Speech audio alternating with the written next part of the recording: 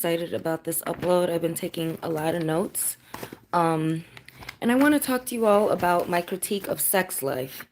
And it really was impactful in how much I disliked their lack of consequences for whoredom and kind of almost promoting a feminist agenda, and a lot of how it ties into a lot of things that are actually affecting American culture. But in this particular upload, I actually want to do a critique by comparing the show and contrasting it with Insecure. And I'm going to do a separate review of Insecure, especially as in terms of my perceptions of how it pertains to Black women and what those messages are. But I I felt like Sex Life. I felt like Insecure is a great backdrop for me to explain how unrealistic sex life is. And so I kind of want to compare them and also compare them a little bit to Sex in the City, which unfortunately I have not watched yet. But once I do, I feel like I can give a more accurate comparison. But I just want to point out some things to women who have watched these shows, or just to women in general, in terms of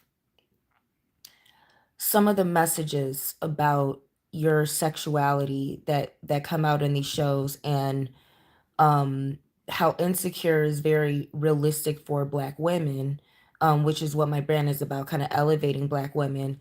And while Sex Life, what I love about the show is it has, for me, probably the strongest Black female character. Now, and I don't want to say strongest, I want to say the most appropriate Black female character that we've seen. And that, and appropriate being the root word of appropriation, which we basically see Black women erased, not even whitewashed anymore, like in, the 50s to, the early 2000s, but now just, just erased and replaced with a white woman in the role that a Black woman should be in, when there are Black men in movies, absent of a Black female counterpart. And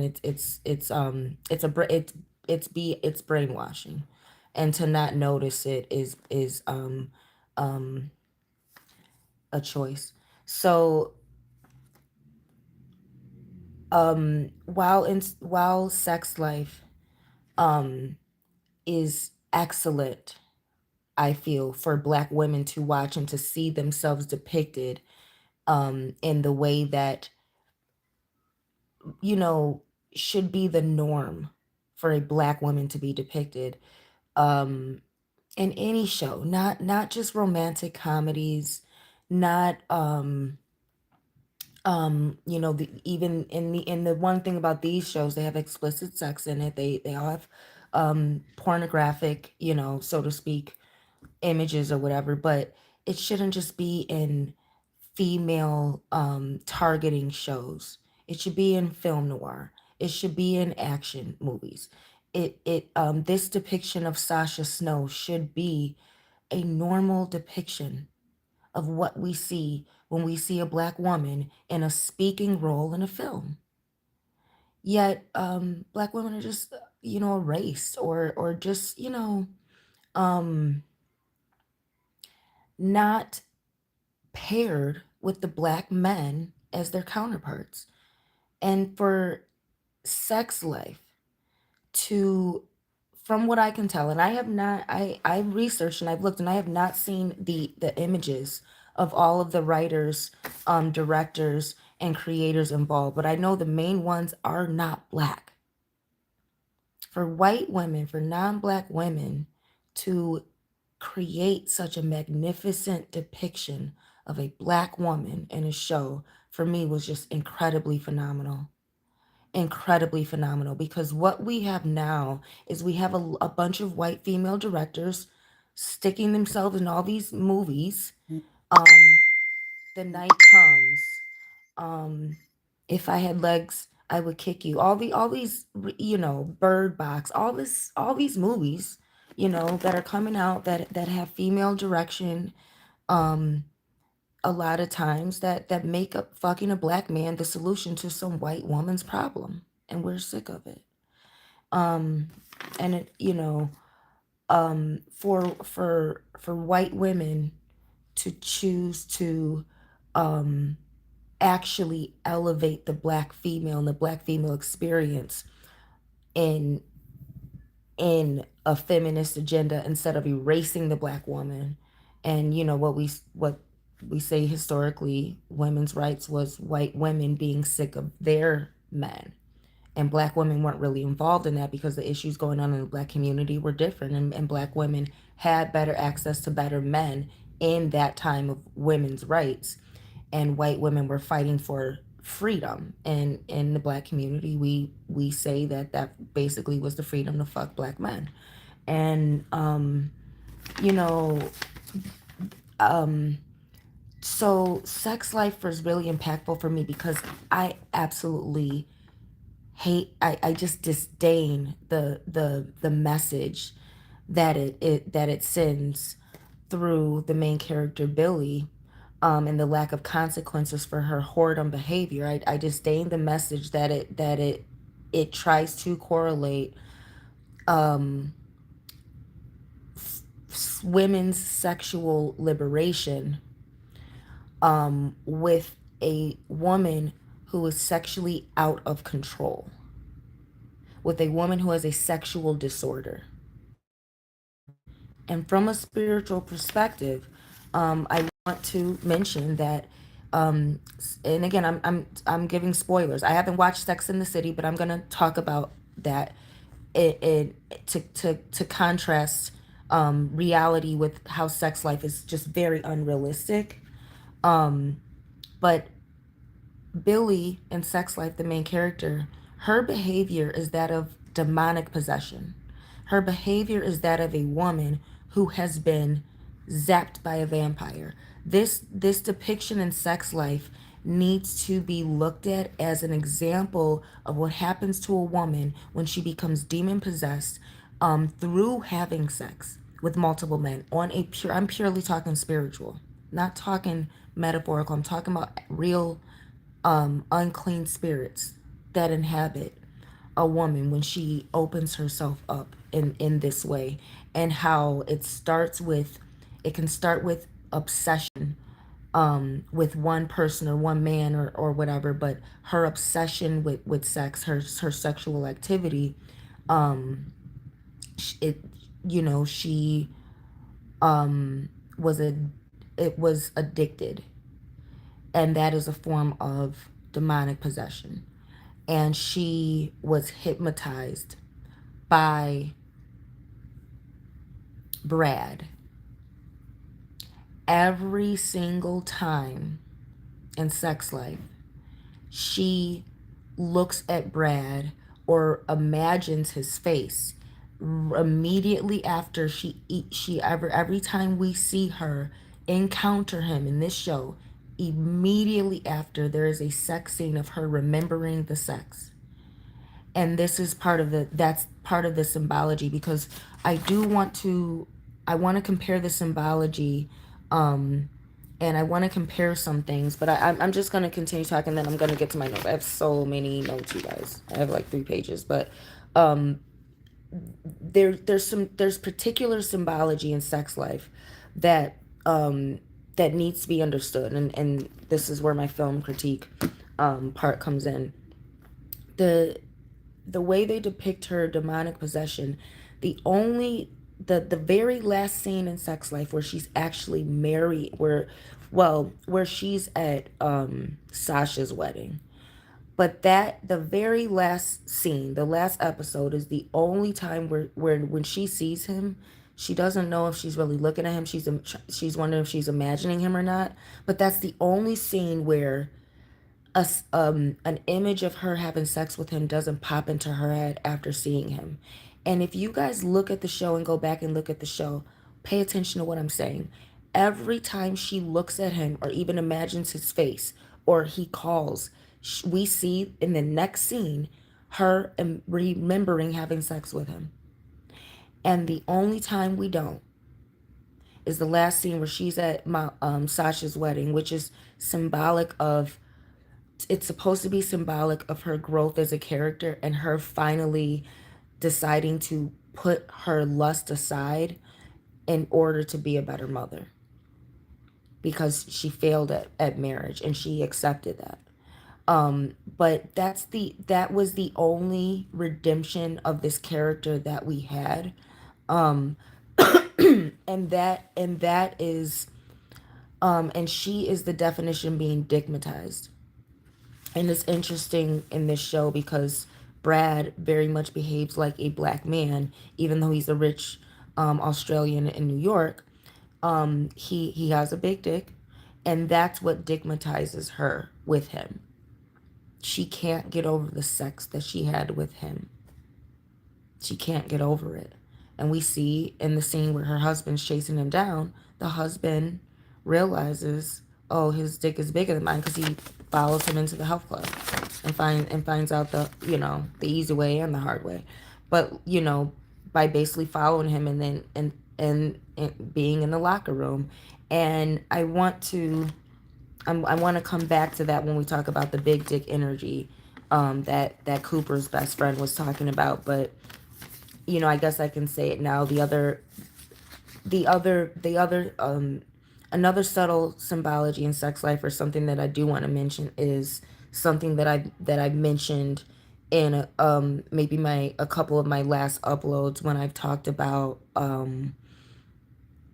just dating and certain things that women should look out for in terms of why men may go after certain women. And I think I just mentioned about the character of men who date interracially, and a lot of times men who go after women of another race, it represents poor character, because there's something about him that is not impressing the women of his own race, that he feels, or maybe knows from experience, will impress a woman of another race and another culture.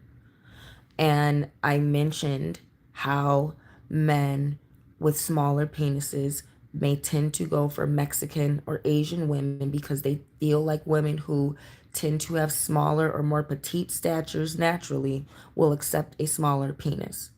This show actually hints at that, because we see Cooper see how big his wife's ex dick actually is, and then he's in the locker room all, um I want to say butthurt, but not literally, but like he's in anguish, which is symbolizing or trying to let the audience know that his dick is not as big as his, and that this whole sexual dissatisfaction that his wife is having may just be the fact that this guy has a bigger dick.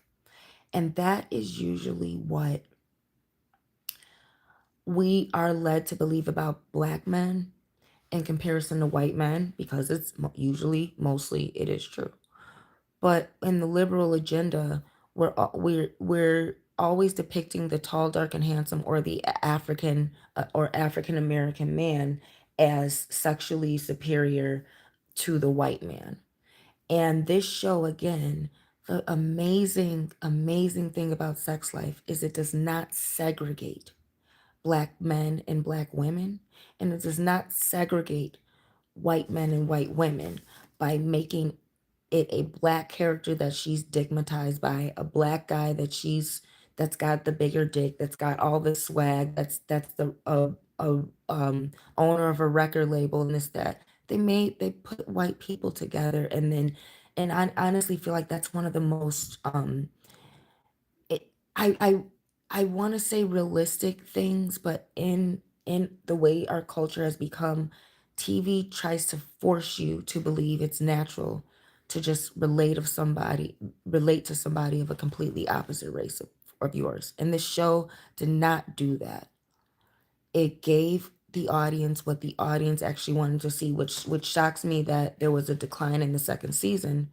But I researched, and Sarah, the actress, the main actress who plays Billy, actually did critique the show. I believe the second season, for being too cookie cutter, And they admitted that they wrapped it up in a way where all the main characters had a happy ending, and that is the absolute worst thing about this show. Um, and I'll get into that, but I want to mention one of the last very symbolic things that was put in this show: the red door on the Connolly's house, Cooper and Billy. Their house was all white, but it had a red door. If you missed that when you watch Sex Life, I want you to know how symbolic that choice was to make their house all white with the red door. Just like um the one of the Connecticut wives tells, after the sex party and they cause a scene, just like one of the Connecticut wives says, "You dragged your husband through the mud." That red door was symbolic of the reality that you cannot turn a whore into a housewife. And he let into his white reputation, his purity, his temple, his matrimony. He let a whore into that, and she destroyed him. And in real life, in Sex Life, in the car accident, not only do I think he would have ended up dead in that car accident, doing all that coke, if the coke didn't kill him first, because he had so much naivety in him, um, and was just splurging when, going from 0 to 100. And a lot of white people physically can't handle that type of stuff. Um, not unless they already do it. And he wasn't, he was drinking a little heavier, but he wasn't going crazy, and to just do that and all that. And not only do I think he would have ended up dead in a car accident or ODing on coke or whatever, the reality of how bad she destroyed him, and the suicidal depressed behavior he was slipping into. um Not only would he ended up dead, but his son would have ended up, if they were lucky, for ransom. But in reality, a lost child in a busy place like New York, he would have ended up in one of these tunnels somewhere, on route to some pedophile ring, not found in the park. How unrealistic. Um, the best thing that would have happened for some rich white retarded boy, because the other thing that I don't know if you guys caught in Sex Life was that boy was retarded. And that was a subtle way, that boy's developmental disabilities, that is a subtle way that they were trying to show the actual reality and the actual consequence of parents getting divorced when a child is that young. And that is the exact age when all of these Americans decide to get divorced or break up after having a child, as if they didn't know what it entailed, because no one wants to keep their vows.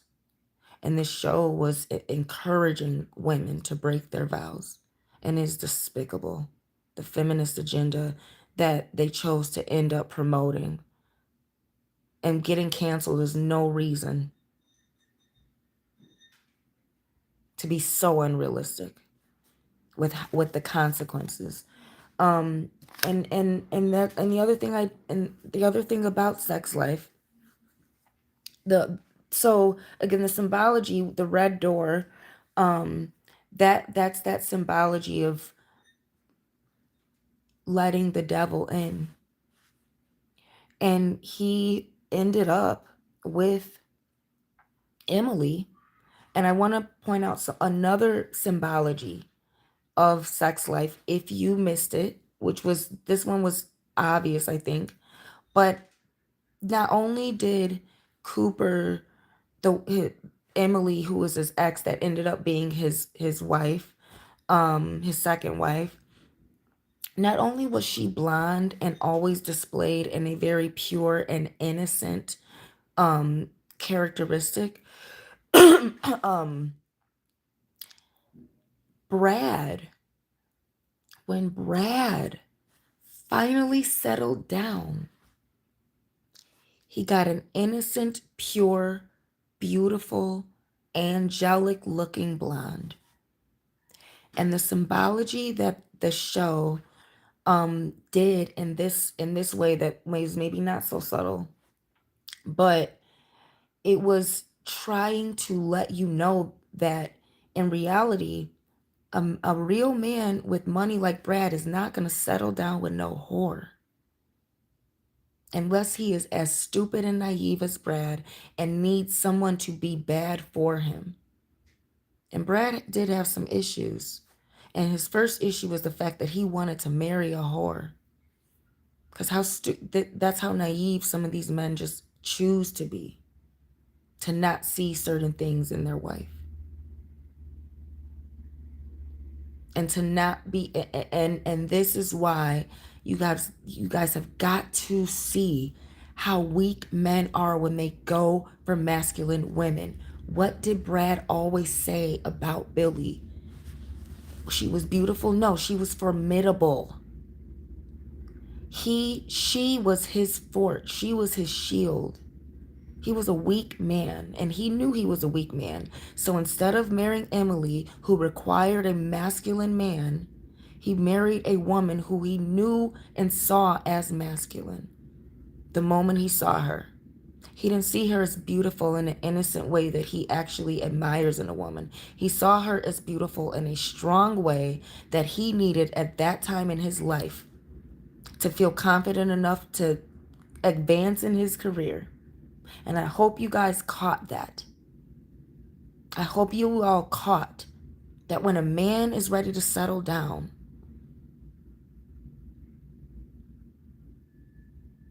who a man is with says everything about him. Man will sleep around, but he's not going to marry a whore. If he has respect for himself, his family, and if he's trying to build a legacy. Brad had all the, but Brad was stupid and weak, and he chose to marry a whore so he could hide behind her. And he didn't know how to keep her because, he wanted to play her. But he had to man up in order to be the man that Emily required. And he needed to get with a whore to get some swag about him to actually be the man that the good woman required. Whores marry for looks. Bad women marry for looks. And to not have to work and all these different things. And when Brad, the rock star, when he settled down, he found a woman that was his equal. He didn't marry white trash in comparison to his family money. He married a model his same height who had purity and her he didn't marry the slut that he had all the memories with. And did he try to marry her? Yeah. But she made mistake after mistake after mistake, and we don't see any real consequences to the terrible decisions that Billy made throughout the show, which sustained it. But would have been worth it if there were consequences, and I believe that's why people stopped watching, because we get terrible main characters because we want to see them fall. That's why we watch shows with terrible main characters that everyone loves, that no one likes what they're doing, and because we can't wait to see the downfall of a wicked person. And when you make a wicked person win and get their heart's desire at the end, I guess people saw it coming, and I'm proud that in 2023 people want something more realistic. So just again, remember, look at those symbolic elements to sex life that had underlying realism in them, and that divorce it should be considered a form of child abuse. And this is why these children end up slow and stupid with all these disorders, because a lot of their mothers are whores.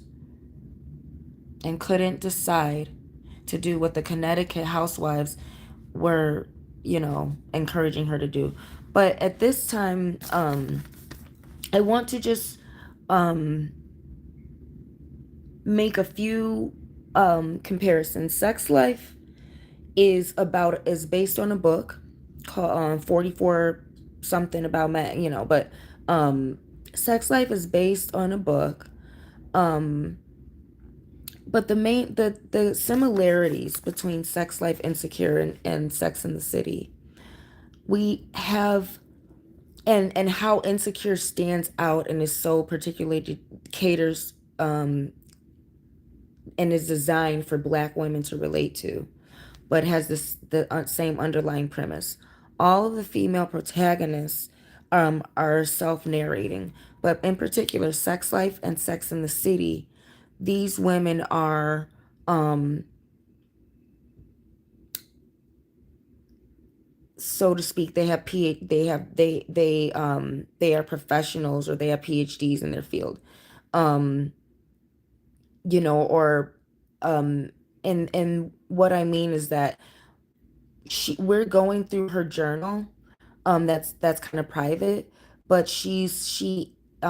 Billy is a starts off as she's a psychologist, and I want to get to um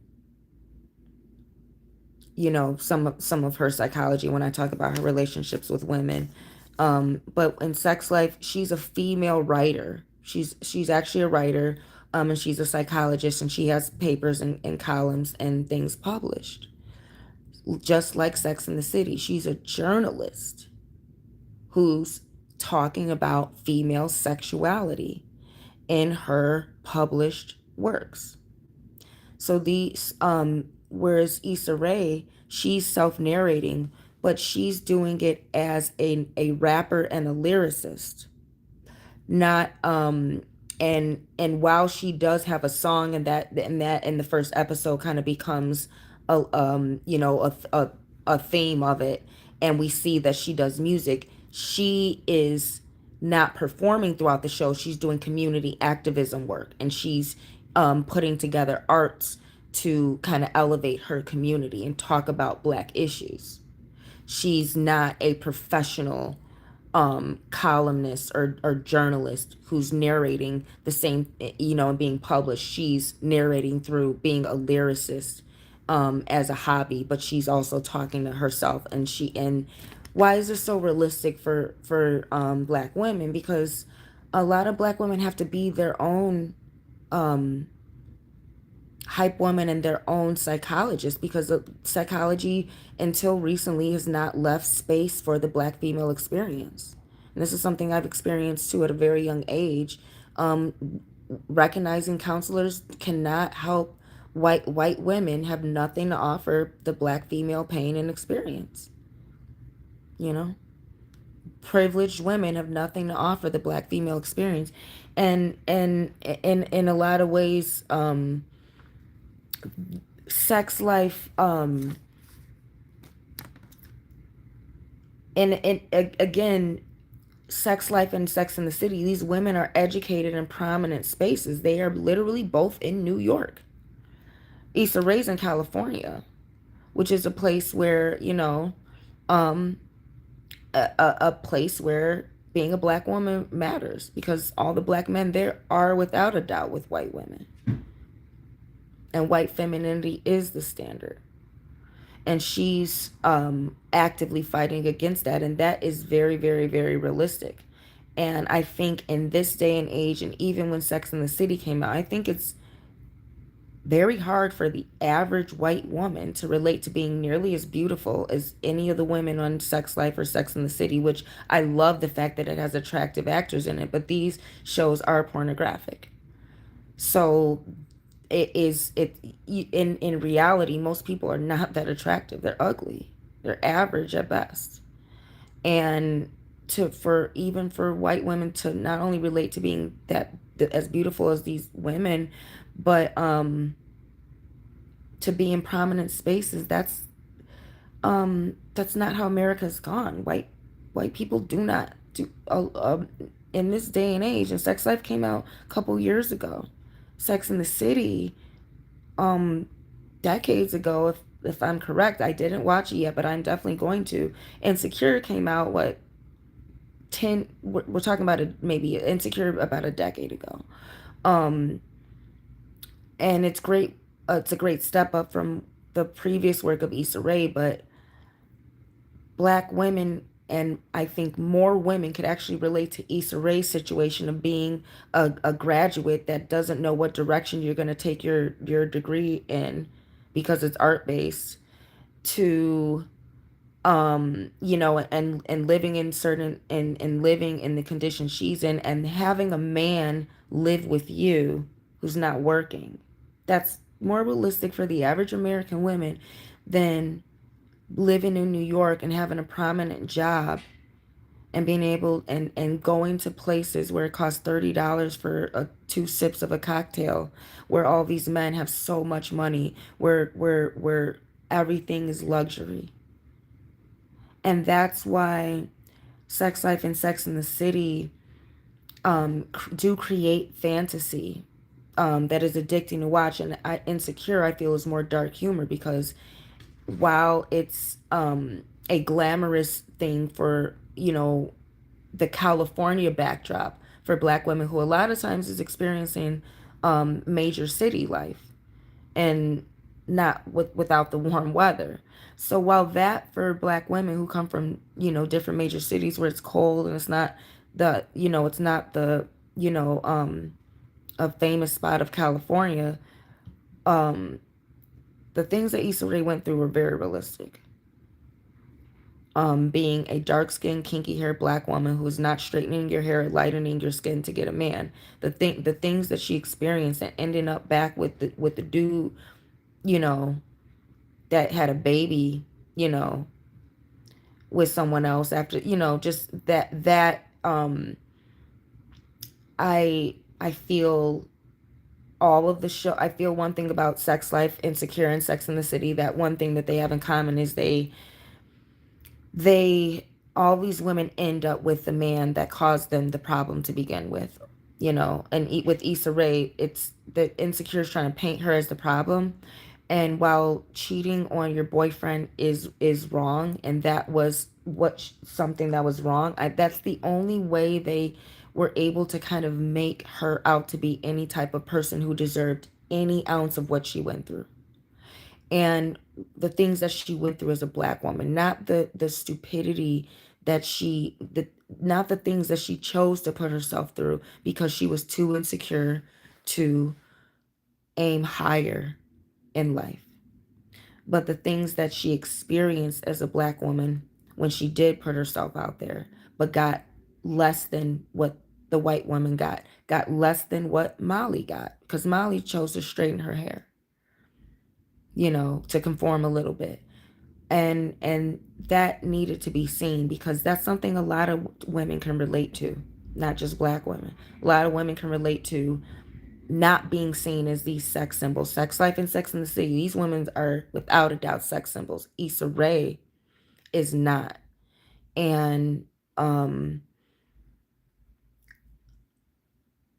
so I just think it's something that is more realistic for more American women to relate to, instead of women who are drop dead gorgeous, who just even through looking good may have more access to different sexual experiences that may be a little more luxurious or glamorous, and not always. The better you look, sometimes the worst you experience from people. Sometimes you experience better from people. Um, but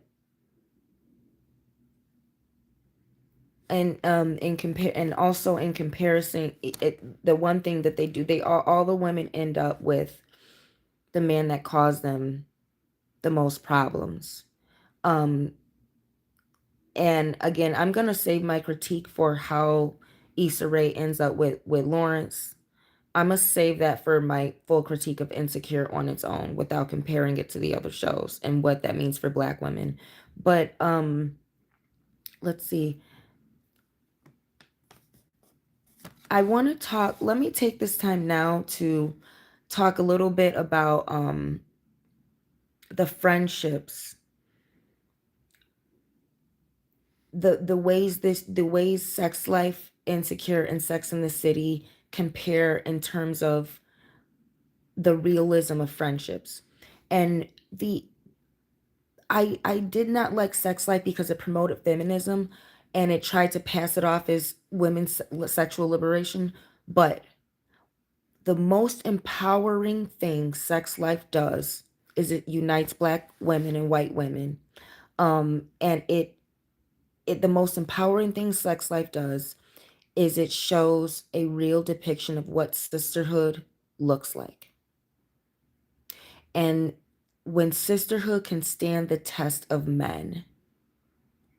And the most powerful and empowering thing on the show is the fact that Billy and Sasha do not let the fact that Sasha was sleeping with her ex for sex come between their friendship or stop Sasha from helping them get back together once she realizes that's what her friend wants. They not only have they shared men in the past, but they don't let um Billy's the one boundary that Billy had with her obsession with Brad was Sasha.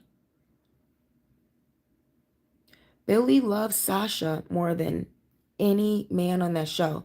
And Sasha felt the same way about Billy because she kept letting Billy distract her with her bullshit until Billy chose to let Sasha have her um until Billy kept stopping Sasha from interfering and saying, no, I got this. We see this in the middle towards the end of season 2, where Billy's starting to solve her own problems and take accountability for how she's feeling instead of roping Sasha into some madness. Again, that some character development of Billy that never really fully um gets resolved with her actually being single and seeing the consequences of her action is you end up a single mother who's not as dateable as you think you are with 2 kids. um and the benefit to Sasha's actions, which is waiting until she was ready for marriage, is ending up with the right man for you, who loves you unconditionally. That I gotta say, and I gotta hope, really hope, is that's realistic.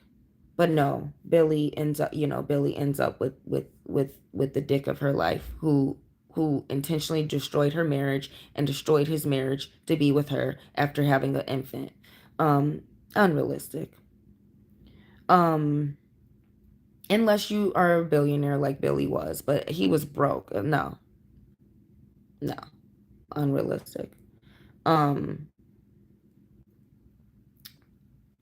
the other most empower speaking of which, the other very empowering thing that Sex Life does for women is it shows a real life transformation of a woman's breast and body when she chooses to breastfeed and nurse naturally.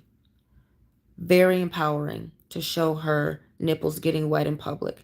Very empowering to show her horniness, being a horny housewife, to where she's out in public, digmatized by her ex because she's breastfeeding and going through all these hormones that make new mothers horny.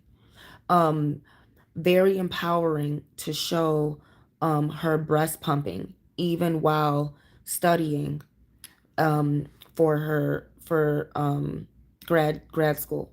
Very empowering to show her breastfeeding in public, and very empowering to show her the first time she has sex with someone who's not her husband, to show the stark difference between her body when she was with Brad and her body after having 2 kids. And they chose to show her stomach and her breast in a realistic way of how they would look. Um, And even as pornographic as the show was, they chose to depict that realistically. And I don't know if you guys noticed, they show a difference in her breast size and her and the buoyancy of her breasts, and from season 1 to season 2. Very empowering things. What is it's not not empowering to encourage women to leave their husband and be a whore. Because a lot of times these white wives, like like her, or the ones that she gets to start acting like whores like her, they gonna end up doing it with anything but a white dude, like the husband that's taking care of them and paying all the bills and helping them raise the children. Um, so in terms of the relationship, sex life, I think is so incredible because through her friendship, it empowers women, and the most empowering thing for women is how you relate to other women. Um, Insecure and Sex in the City are very much like Girlfriends, which became before both of them. You got four women with who are racially homogenous, pretty much similar body types as well, but different personality traits. Sex in the City, the women may come from different parts of Europe, so to speak, but they're all basically thin, but they have a bit different phenotypes, in terms of like hair color, eye color, and they have different characters. Insecure, we have four different black women. Um, Insecure is it's a bit between Sex Life and Sex in the City again, in that and it is very realistic for black women in that Issa Rae's friendship and her relationship to each of her friends is very symbolic of what dark-skinned black women go through in relationships, not just when it comes to dating men, in these major places, or in these super modern major cities where black femininity is not the standard of beauty. But it also shows how you relate to women, and how she does Issa Rae does a lot of what I call dark skin behavior, but we'll get to that. But one of the main things with her is the lack of boundaries that she has. um in Insecure, she has a connection to Molly. She has like a best friend connection to Molly, but her and Molly are both dark skinned. Whereas Tiffany and Kelly, and I love Amanda Seales' character because she plays a realistic light skinned woman. Even though Amanda Seales in real life, Kelly in Insecure, the character, has a lot of light skinned behavior. Just like Issa Rae has a lot of dark skinned behavior, Kelly has a lot of light skinned behavior. But Kelly and Tiffany have more of a closeness, and that is based on the fact that they see. I would say Kelly and Issa had similar body shapes, but Molly's considerably thin in this. Tiffany is the bigger friend, and she carries it well, but she's the bigger friend. They all don't have the same body shapes. Kelly is an average light skinned woman. She's overweight, but it's okay because she's she's light skinned, with straighter hair. Tiffany's got the curly hair to symbolize her, and Tiffany's got the obese body shape to symbolize her affiliation with oppressed black femininity. But Kelly's got the pass for white, light skin, um, look and behavior. And Amanda Seales in real life is such a black revolutionary, but she plays this light skin behavior to the T, and I love it. And Insecure because it's realistic. And so we see in Insecure, unlike in Sex in the City, where the women, and even in girlfriends. All the women are racially homogenous and physically homogenous, and get along in that in regard, like, Golden Girls, so to speak. And Insecure, we see four different types of black women physically. We see Molly with the straight hair and dark skin, Issa Rae with dark skin, kinky hair, Amanda Seales with the pass for white, and Tiffany with the light skin, kinky hair. These are four different particular experiences of black women that were brought together, and they showed the realistic depiction of how light-skinned women relate to dark-skinned women. And it's very similar to how white women relate to dark-skinned women. And a lot of times it's a relationship of the light-skinned women are looking to dark-skinned women as some type of support or help, or do for me what I can't do for myself. Very house, uh privilege versus field Negro energy. And unfortunately, a lot of light-skinned women don't realize that they treat dark-skinned women like the help. And a lot of, and but talking back about Issa Rae has no boundaries with these women who she does not fully relate to. She relates to that they're all black women, but when it comes to men and when it comes to certain things as they grow, we see Tiffany and Kelly have more relationship, and that's realistic. Light skinned women can relate to the light skin things they experience, and dark skinned women can relate just on the dark skin experience. And they all came together, but they all had those intimacies based on skin color experience. Was not hair texture always. It was skin color experience. And and Issa, we see several times in the show, experiences Molly getting hit on first or only when she's with Issa, because Issa does not straighten her hair and cater to that aesthetic. And we see the type of men that hit on Issa compared to all the other women. We see the type of men that hit on Tiffany, and let's be real. Like, bigger women, have I don't, and I know I'm not going to speak for bigger women, but like, I'll speak from my experience. Bigger women have some of the best energy, and in turn get some of the most genuine men. you know um but we see we see the realistic difference in the type of men that go after Issa and her phenotype. And it's men with mental disorders, um men who need help with things in life, men who just want to fuck, um men who don't have the money, to maybe go after um what he would go after if he could afford it. We see that show holds no stops when it comes to depicting how traumatic it can be to be a dark-skinned woman with kinky hair when you are not the standard of beauty. Um, and so I want to talk about Issa Rae's lack of boundaries when it comes to the friendships that she has, because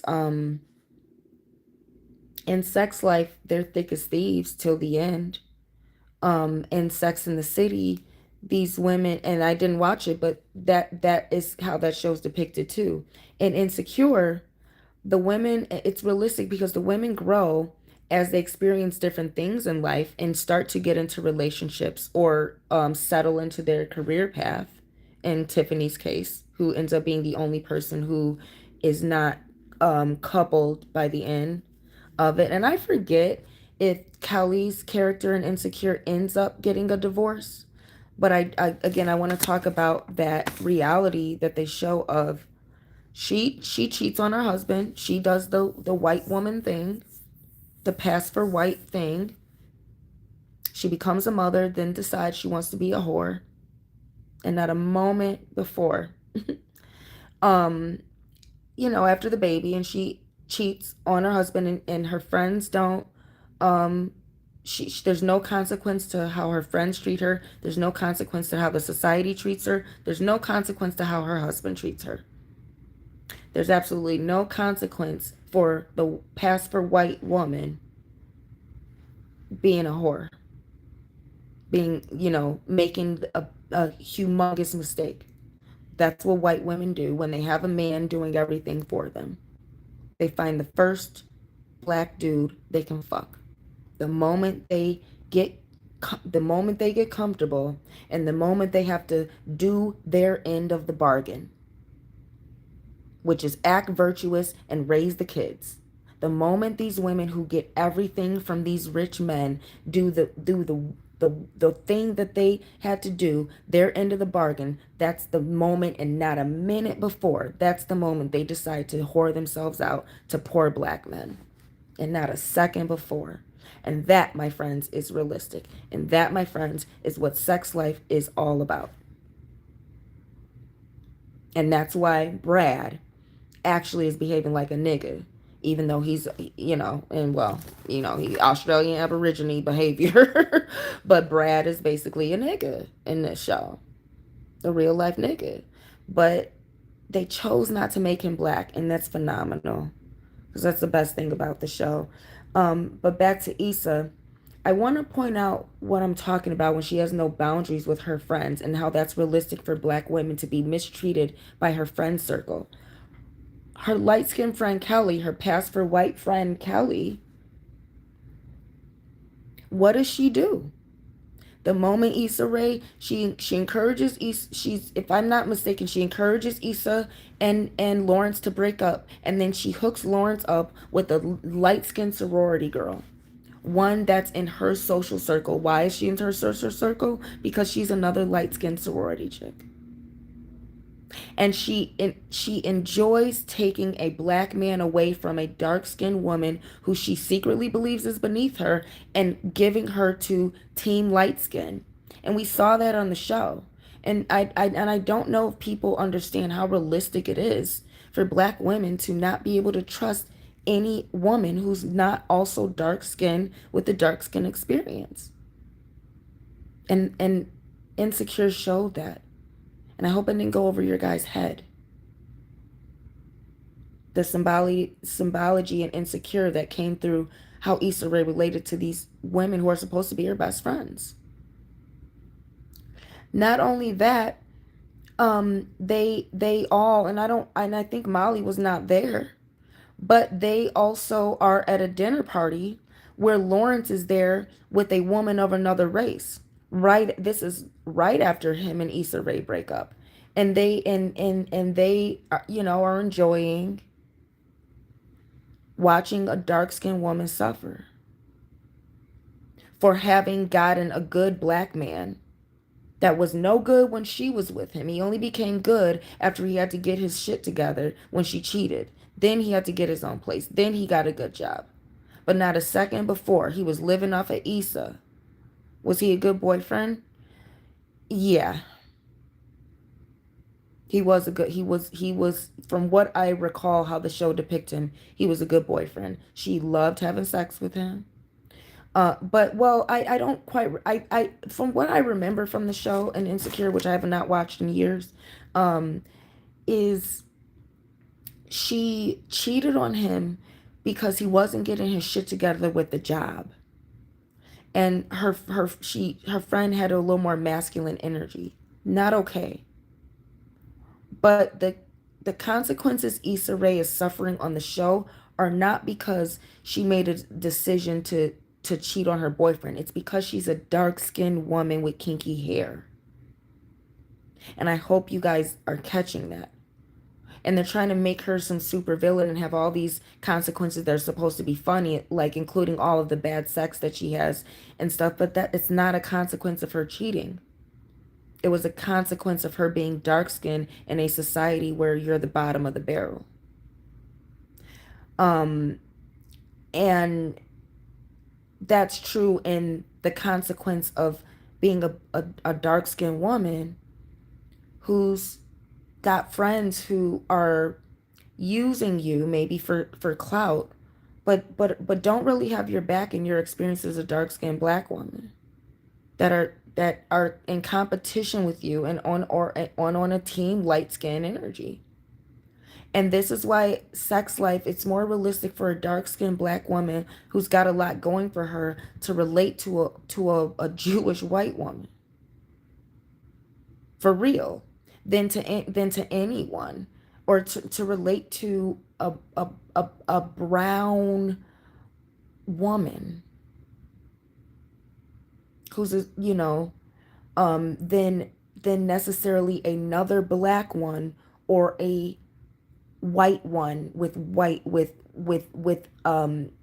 cultural white privilege. And why am I saying brown and pointing out the fact that Billy was Jewish, Persian, cute, Jewish, um, because um, while you have a phenotype, a Mediterranean phenotype that is is recessive and more Caucasian, your cultural heritage is actually an ancient African one. And it's normal for you to see black people as your tribe. And that you're going to get from real brown, from Jewish, you know. And trust me, racism isn't everywhere, but sex life was able to put women together in a way that made sense. And Insecure is showing you too that when you're a dark-skinned black woman, unfortunately you're gonna have more luck relating to a to women based on experience, and a lot of times unfortunately being able to have a mutual experience with men. And in sex life, they both were both educated. They were both ambitious. Neither one of them were hooked on drugs. Both of them were addicted to boys. Both of them were addicted to men. They weren't cokeheads. They weren't alcoholics. They weren't you know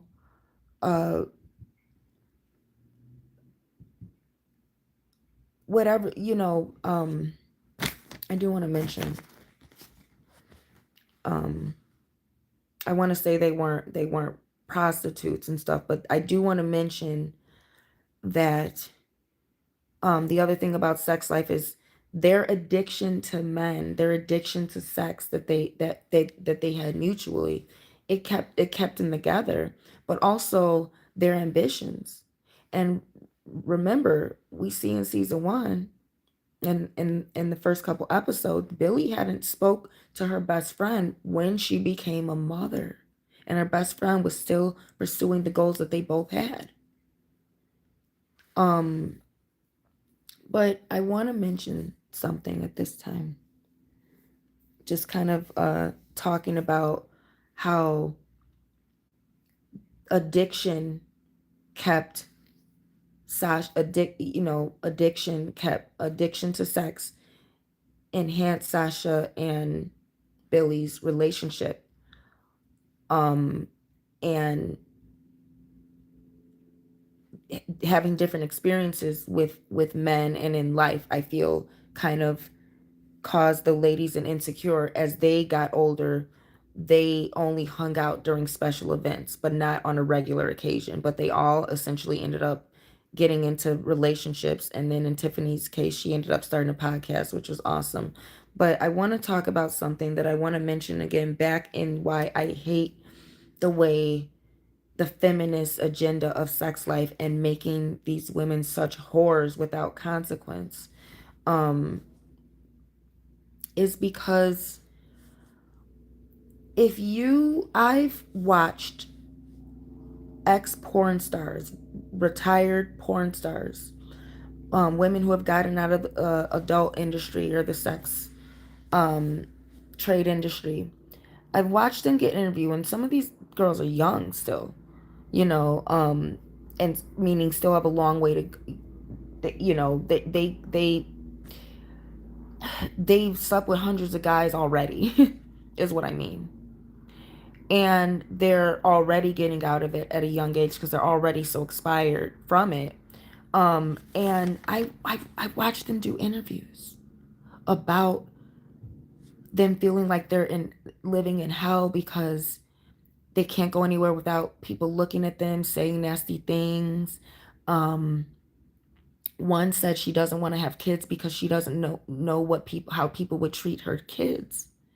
Um, and I watched them do interviews, and while they're describing the horrors of people looking at them as if they can see them naked, looking at them like they can look under their clothes, just what they had to experience, um, having had sex in front of the world with multiple men.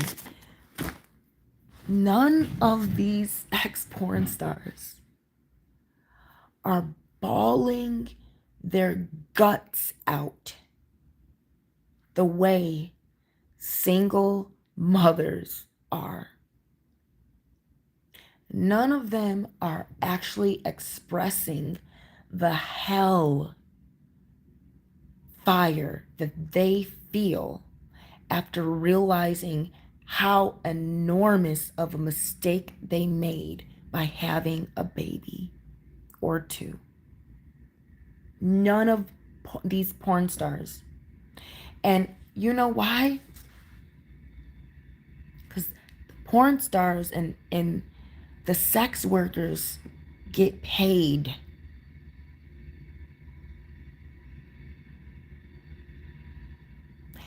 And these single mothers and these women who are whoring themselves out and addicted to sex so much that you're having it for free, for clout or for whatever, who doing it for free, you know, because you have a mental disorder and you're demon possessed, get played. And that's why a woman is bawling her guts out after realizing how irreversible having a child is, than these women who are realizing how irreversible choosing to become a public porn star is. They are nowhere near as devastated as women who chose to have a baby by the wrong man or at all. Out of wedlock. Out of wedlock. And some of these women were married and the man just switched up, or they just, you know, realized. And honestly, those women are way more humane than these women who decide to break their vows because you couldn't deal with the reality of motherhood and you wanted to bail on the responsibility. At least a woman realizes immediately right at postpartum that she's made the worst mistake of her life, because now she'll do better. But the fact that these women wait 3 to 5 years after having a baby or two to decide that they want to become a whore with no regard for their children, it should be considered child abuse to get a divorce before the child is 18. It should be considered child abuse. It should be illegal to get a divorce, and it should be considered child abuse. While you guys are mad that Trump's taking away food stamps. Anyway, you know, but maybe some of you guys didn't come from a broken home. So back to Issa Rae's experience with her friends. Another thing with Issa Rae, which was dark, which I talk about some of the dark skin behavior and light skin behavior shown on Insecure, is we see how she's relating to other women. Let's talk about how she related to her best friend and how it's very different than Sex Life. You know, Sex in the City, I didn't watch everything, but I do feel and I do know that I think her best friend, the one I like, who was a little more proper with the dark hair, I think she and or maybe it was Miranda, at one point chose to distance herself from Carrie if she kept dealing with Big and being toxic.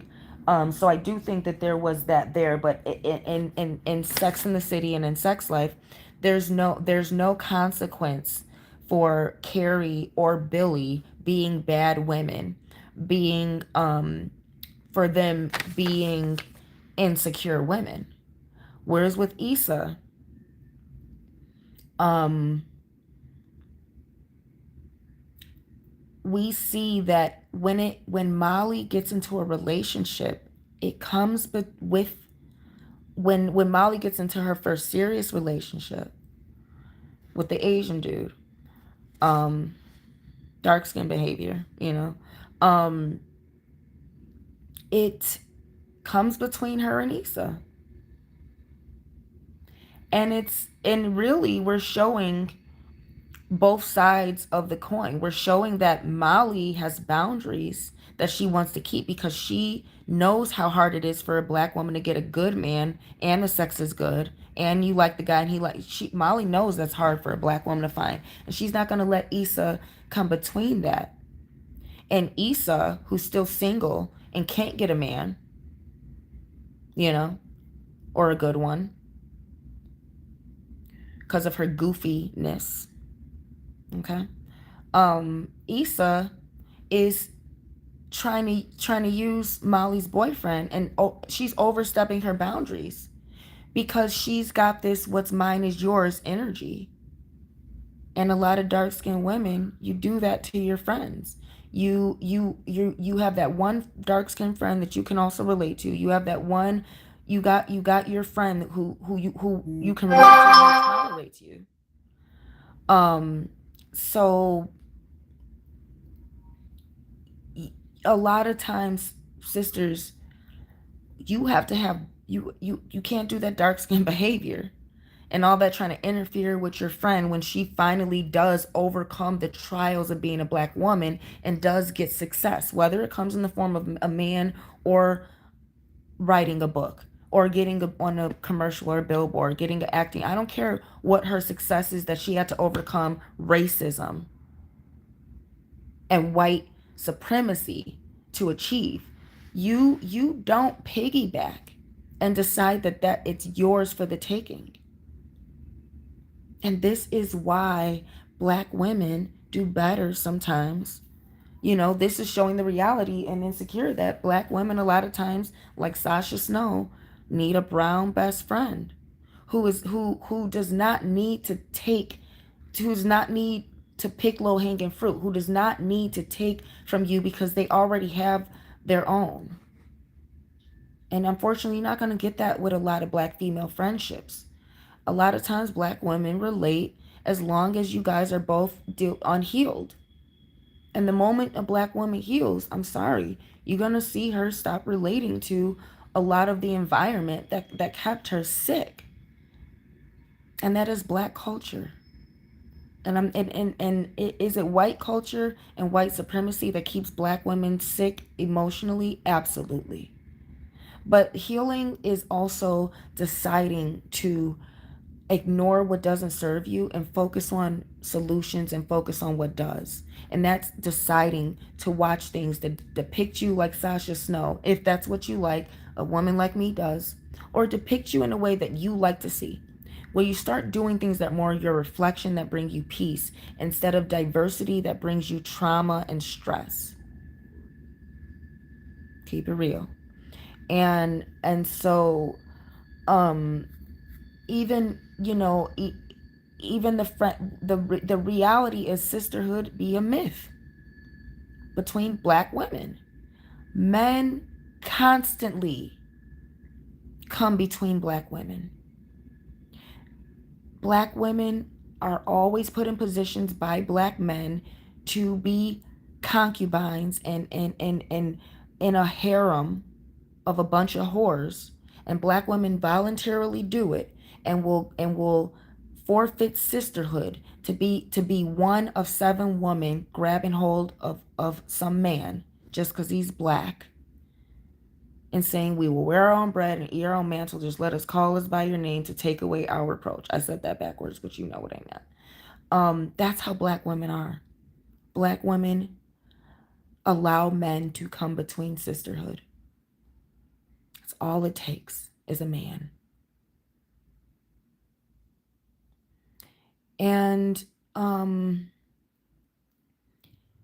we need to see more depictions of Black women being willing to share men, the way where and being willing to, and I'm not saying that Molly should have shared her man. What I'm saying is, in sex life, we need to see more women being empowered by their ability to put their friends before a man, their ability to put women or their own female sexuality before a man in conforming to male dominated society. And that's something that Black women don't really have the privilege to do because of white supremacy. And so Black women, I haven't been yet exactly, but get your butt to Africa where we are plentiful. Because in America, you're just going to subconsciously and openly be competing with other women for men, and that includes competing with your sisters for the I want to say few good Black men, but that would be acting like there's any. So, sorry. Marriageable ones that don't got kids or diseases, or just sisters, um I'm gonna do a thing about insecure, but the thing with insecure is the realistic thing is Issa Rae never left her environment, and she ended up right where she fucking started, in a worse situation. She took Lawrence, and now after he done fucked all the white girls in the city and had a baby by some church bitch, you intentionally wanted to prove that she was better than the dark skinned chick on some sorority shit. So now you got a man and his a real, like Issa Rae was the definition of a dog going back to its vomit. And ladies, that's what will happen for Black women when you don't change your environment to a place where you are the standard, or where you are simply at the least treated the way a woman should be treated, and not treated like a dog or a second class citizen. Um, you know, and same thing in sex life and Sex in the City. They end up with the men that are bad for them. In Sex in the City, if I'm not mistaken, we see the consequences, and we see Carrie change. And that's what I wanted to mention, the realism of Brad becoming a good guy and choosing a good woman who made him look good, and who was a representation of who he was realistically as a man who was ready to get married. He didn't marry the whore. He didn't marry the woman who he was slutting out. He married a woman of his equal stature, a woman also of money, a woman from his same ethnicity, and Billy, when she did have a good relationship or something good, it was with the guy of her same ethnicity. After her marriage, the best sex she had was with a guy who was her same race. And we don't have to say what, Molly got with the finest Black man in the world. And we need to see that in every show for Black women. Her getting the Black man, not being erased and replaced with a white woman, is his wife. And Black women are nowhere to be found except the cashier at the fucking gas station. We're tired of it. But that's what you're gonna keep getting when you get these white female directors. A lot of times. So you know, um,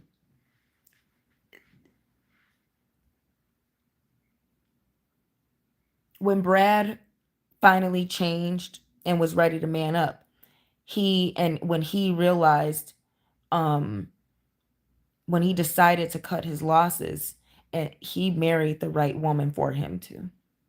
Not he didn't slut nobody out, but he became the man Emily deserved, because she brought him back to who he was, and she was able to be a real representation of who he always was. But he had to clean out that part of him that wanted to become a whore, but he just had to marry one to get that a bad boy out in him. because he was too bitch to be one until it came time to try and save his marriage. And so let's talk about, oh, quickly, I want to talk about a little bit about the character and the not the way they relate to their best friends, but the way they relate to women. In sex life, Billy is not a good person. Billy does not relate well to women, and she's obsessed with men, and she's obsessed with sex with men. Billy is very disrespectful to her own mother, and she does not listen to her own mother when her own mother is trying to give her the wisdom that Sasha's grandmother gave her. And a lot of black women do have, who do come from education, at least, so to speak. And just in general, a lot of black women, we are raised. We're raised and we're reared and we're steered in a certain direction. And we understand consequence at a young age. And Sasha Snow had a grandmother to tell her and direct her and almost demand of her, you're not going to waste all of this, because a lot of black women, we have our ancestors writing on us to achieve things. You white people don't. You white people don't have to win, to run a race or a marathon that is still being ran, that you've taken the ballot and are still running for us to get to where we have to overcome colonialism. And really what we're overcoming is the curse our God put on us, which comes with being righteous, not getting degrees. But even still, black women have more pressure. And that is why a lot of times black women, it's more realistic that Sasha Snow wanted to kind of get this sexual frustration out, because black women are the ones who are taught not to date. Black women are the ones who get our childhoods taken away from us because we have to be responsible at a very young age, and we have to study because education is important, because we have to be the ones to get our family out of poverty. So a woman getting to college like Sasha and deciding to do everything that her church black family wouldn't let her do is a little more realistic. In Billy's case, this woman has a sexual mental disorder, and she has a unhealthy sexual addiction. And in Billy's case, Billy, we see Sasha Snow empowering Billy, and Billy relates to Sasha in that they both are addicted to sex, and that, and Sasha also enables anything Billy does. They're both, they both have a thirst for excitement, an unhealthy need for drama and conflict. And so Billy, and I don't know what you would want to call that clinically, but Billy, she had demons, and she could not get along with other women. We see Billy could only get along with Sasha. Billy, well, Billy gets along with Brad's mother. Billy gets along with Brad's mother. And that, you know, I think that can be, that was a little bit symbolic too. A little bit forced, a little too much of a fantasy, I think, but it also speaks to like-mindedness. Brad was toxic, Billy was toxic, they all were toxic together. And that's where Billy belonged. Being with a family who, being with Brad at his worst, and being around all that horror stuff. And um Billy didn't respect other people. Um I want to mention Billy um Billy got pregnant, and she knew Brad did not want to be a father, and she still chose to be a mother, and she didn't care how he felt. That's very toxic, very controlling, very dramatic. She wasn't happy with having the great sex of her life with a boyfriend who loved her. She had to throw a baby in there. She had to control it and she just needed more. She wasn't happy with what she already had. When she got Cooper, she just needed to have her ex too. She couldn't be happy enough with having Cooper in the family and making the sex work somehow with her husband because she had it all. Everything she ever wanted that Brad couldn't give her. Now she wants Brad too. Then Brad comes back. And she doesn't want to leave her husband and continue to have what she's been fantasizing about all this time when Brad offers it to her. No, she wants to just play around and string Brad along and keep her husband and keep everything copacetic and just be able to play around with both guys whenever she fucking feels like it. She wants to be able to answer Brad's phone calls whenever he calls and then just to tell him, no, I have a husband. And then have the nerve to act dramatic when Brad pops up with a wife and kid of his own and decides to let it go. Now, what does she do when Brad becomes a better guy because he learned from his mistakes? She can't wait to destroy his marriage. She can't wait to come over. She can't wait to call him. She can't wait to start lying to people and cheating and being dramatic. She can't wait to break up a happy home. When she is confronted with Gigi and Gigi's trying to relate to her on the premise of motherhood, she's acting dramatic and she runs away from from having to be confronted with a woman who's better than her.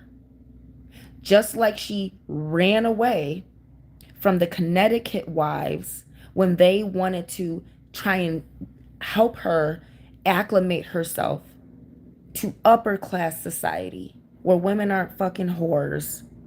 They're wives. They put up, they shut up, they do shopping therapy, they hang out, they go to the spa, but what they don't do is they publicly disrespect their family and break up their home.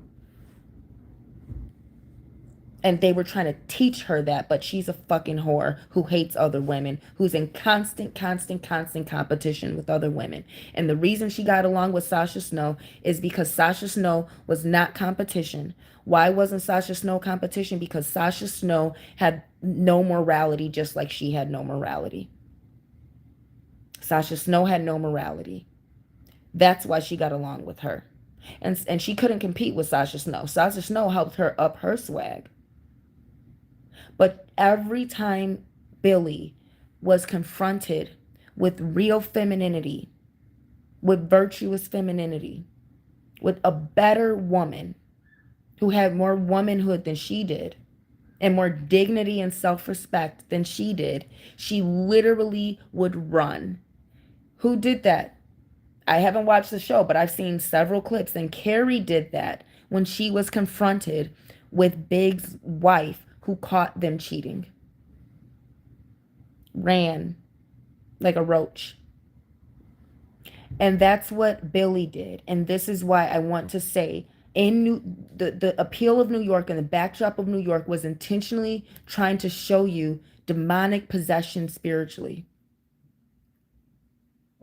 And the hypnosis that these women were under from these one men that they were both digmatized by is the reality of the spells that they put on some of these shows through a lot of symbology and things to get you keep watching and get you addicted to certain media and to get you to overlook the feminist agenda, the racist agenda, the interracial agenda, the liberal homosexual agendas, the pedophilia agendas that they are putting right in your face because you're hypnotized by the appeal of the drama of hoping to see a villain fall, but they end up glorifying the villain. That's why since Dahmer, now we're glorifying every serial killer that we possibly can with an elaborate show, movie, series, and documentary.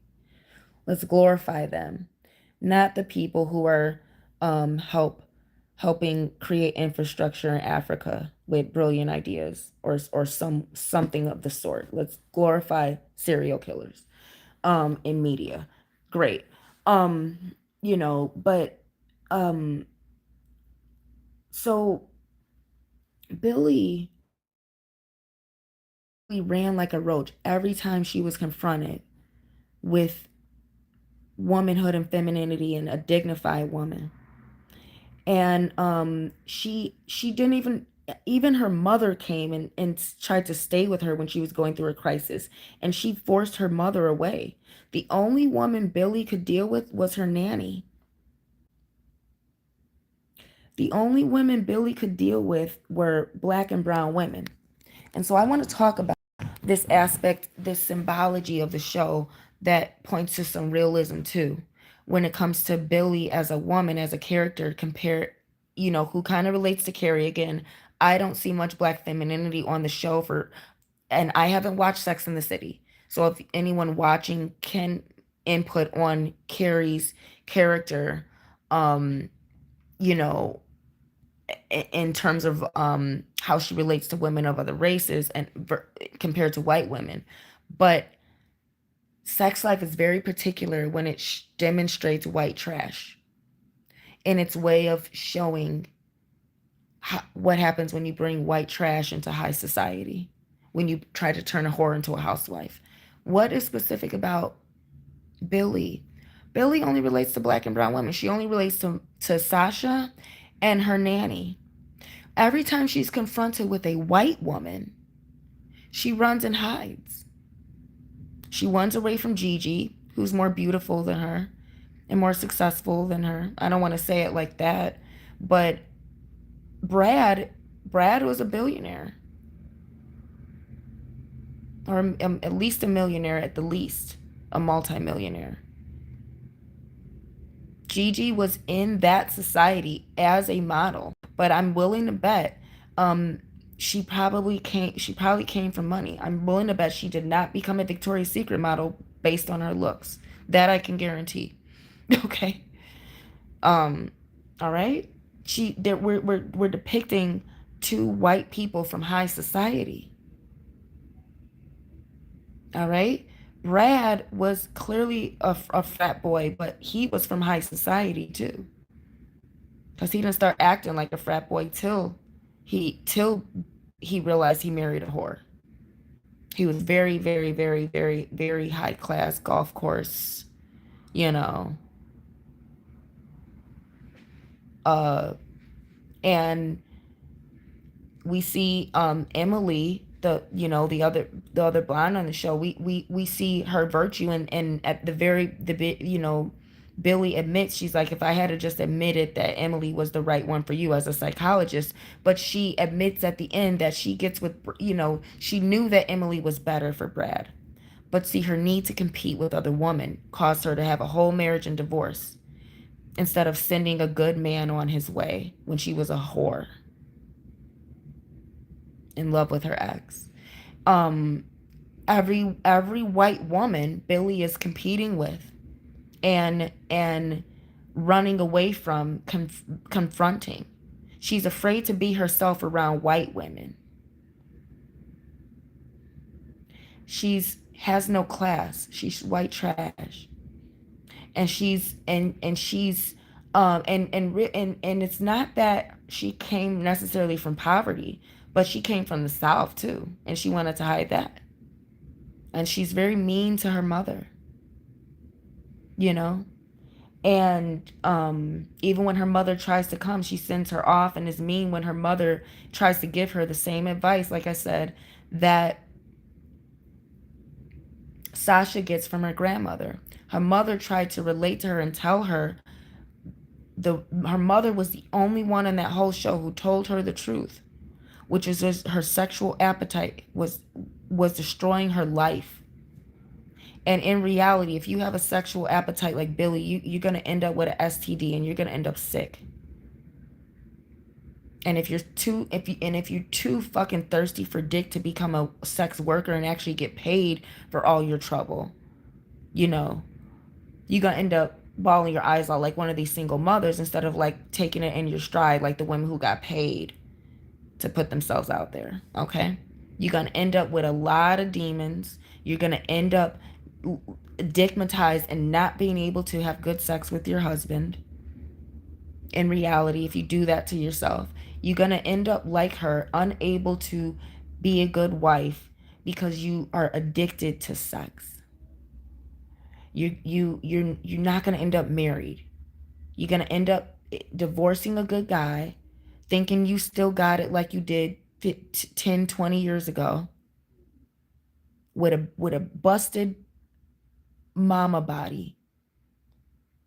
And then you're going to be out here trying to get the same men that you got when you was a teenager, when you was 22, and when you're 50, or between 35 and 55, after divorce, after you divorce the good guy who's been taking care of you because you want to now sleep with black dudes or whatever. And you're not going to end up happily ever after. You're going to end up a single mother.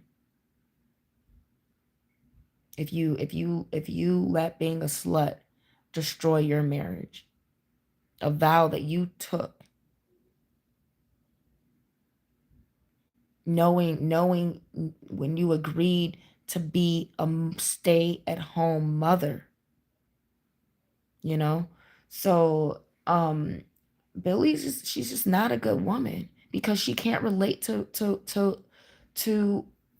the women that she sees herself as. She's an imposter. And that's why that door is red, because she's not like those women. She couldn't commit to those vows because she's a whore. She's gonna do what she wants when she wants to do it. And she while she made all that bullshit about believing in marriage, she couldn't keep her legs closed when she got married. She couldn't keep her legs closed when she got married. Her whole life was bullshit. And while Sasha Snow is pressured to keep up this image, the moment she gets in a relationship, she chooses the man over feminism, over her career. And the man chose her too. But Billy is lying. It is the one lying about her belief in marriage when she was a whore, who, when she did get in a committed relationship, she chose to break her vows for a guy who I don't know if you guys caught that, but did something to cause a miscarriage. Did you guys catch that? Brad does something. He might have put some pills in whatever she was eating, drinking. People poison people in these ways. And if you didn't catch it, Brad tried to admit to being the reason why she lost the baby.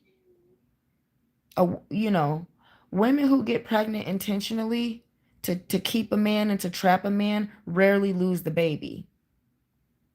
Women who are stressed out because they're getting cheated on lose the baby, not women who trap a good man, who are intending to trap a good man. You know, they become baby mamas, you know, or wives if they're in the South. But she decided not to be in the South. She ended up being in New York, so she ended up, you know, so she with a bad boy. But her mother was trying to tell her, her mother gave her the best advice the whole time, and she sent her off. And the other wives gave her good advice. Sasha was no good for her. Sasha did not was not you know, Sasha enabled everything she did and thought it was cute. Um and you know, but the wives of Connecticut, um they were being real with her. They were really trying to be friends with her. They were really trying to understand her, and they even forgave her when she destroyed everything. The realest one was the one who kept her daughter from talking to the son, and who set a boundary once she realized this woman is a whore and she's destroying the entire community. And she was the one who was smart enough to, when she decided to step out on her husband, kept it private. The stupidest thing she did was let the other women know that she was getting head from her masseuse. She didn't break up her family. I'm not condoning cheating. But you see how different white women with class do things than trash and who relates to black women who just fuck around and have babies all over the place and it's all good. And I'm just gonna be a single mom now. because I've made bad decisions to where I'm not even interested in sex no more. It's just, what I'm saying, just raw. And her mother's called her out. She's like, your body not even cold yet, and you got your legs open for another man, and she did. And there comes with consequences like that. There's consequences to being that type of woman to a good man. And Issa Rae, on contrast, Issa Rae is um she somewhat honors her mother, or tries to. Not really. I will say Issa Rae, when we see Issa Rae interact with her mother, I feel her interaction with her mother is very realistic, because Issa Rae's got a mother who's lighter skinned than her, and who's living in who's performing luxury. She's living in luxury enough where she feels unaffected, unbothered, and almost a bit, like, I'm too busy, get out of my hair with your problems.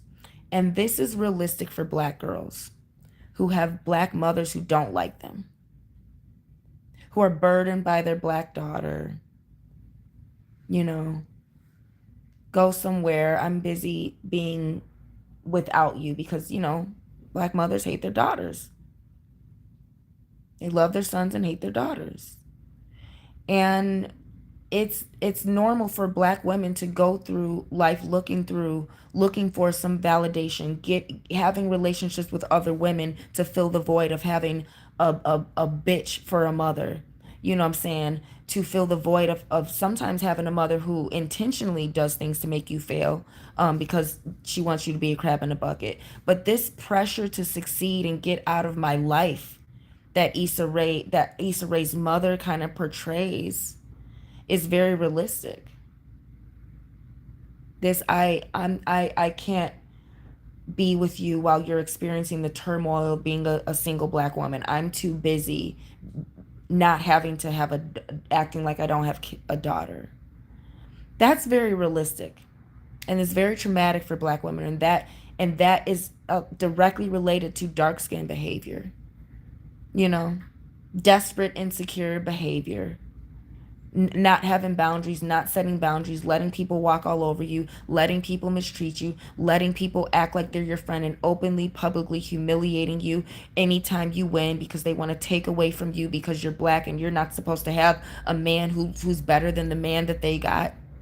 Your man can't be finer than mine because you're dark skinned. But I'm going to act like your friend, but I don't like you because you're dark skinned, black, and I'm secretly competing with you. And everything I do as a light skinned woman is to remind myself, or to try to prove to myself, that I'm better than a black woman, because that's what I've been taught. Um, you know, it's realistic that dark skinned behavior, just coming from trying to find validation for a mother who just was mad she had a girl, didn't want to have to raise a girl to have a better experience in life than she did, so intentionally made her daughter's life hell. And and pressured her daughter to get out of to be independent and successful, so you could get out of my hair. And in contrast, we see Sasha, who's living in a more privileged situation where she has a mother who cares about her, or at least a grandmother, which is more realistic too, because her mother's not around, because her mother probably hated her, but her grandmother cared. And her grandmother made sure she got what she needed to be able to have options out here. Her grandmother steered her in a direction where she could genuinely be independent, not just of men, but independent of white structures, independent of anything, because she had the stability to go anywhere in the world and make it, and overcome racism with her education. Issa Rae didn't have any female guidance.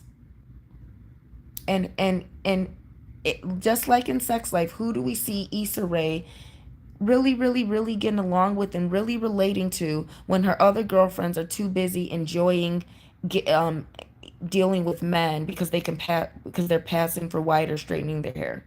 She's relating to the white girl who's in the office doing black revolutionary shit with her.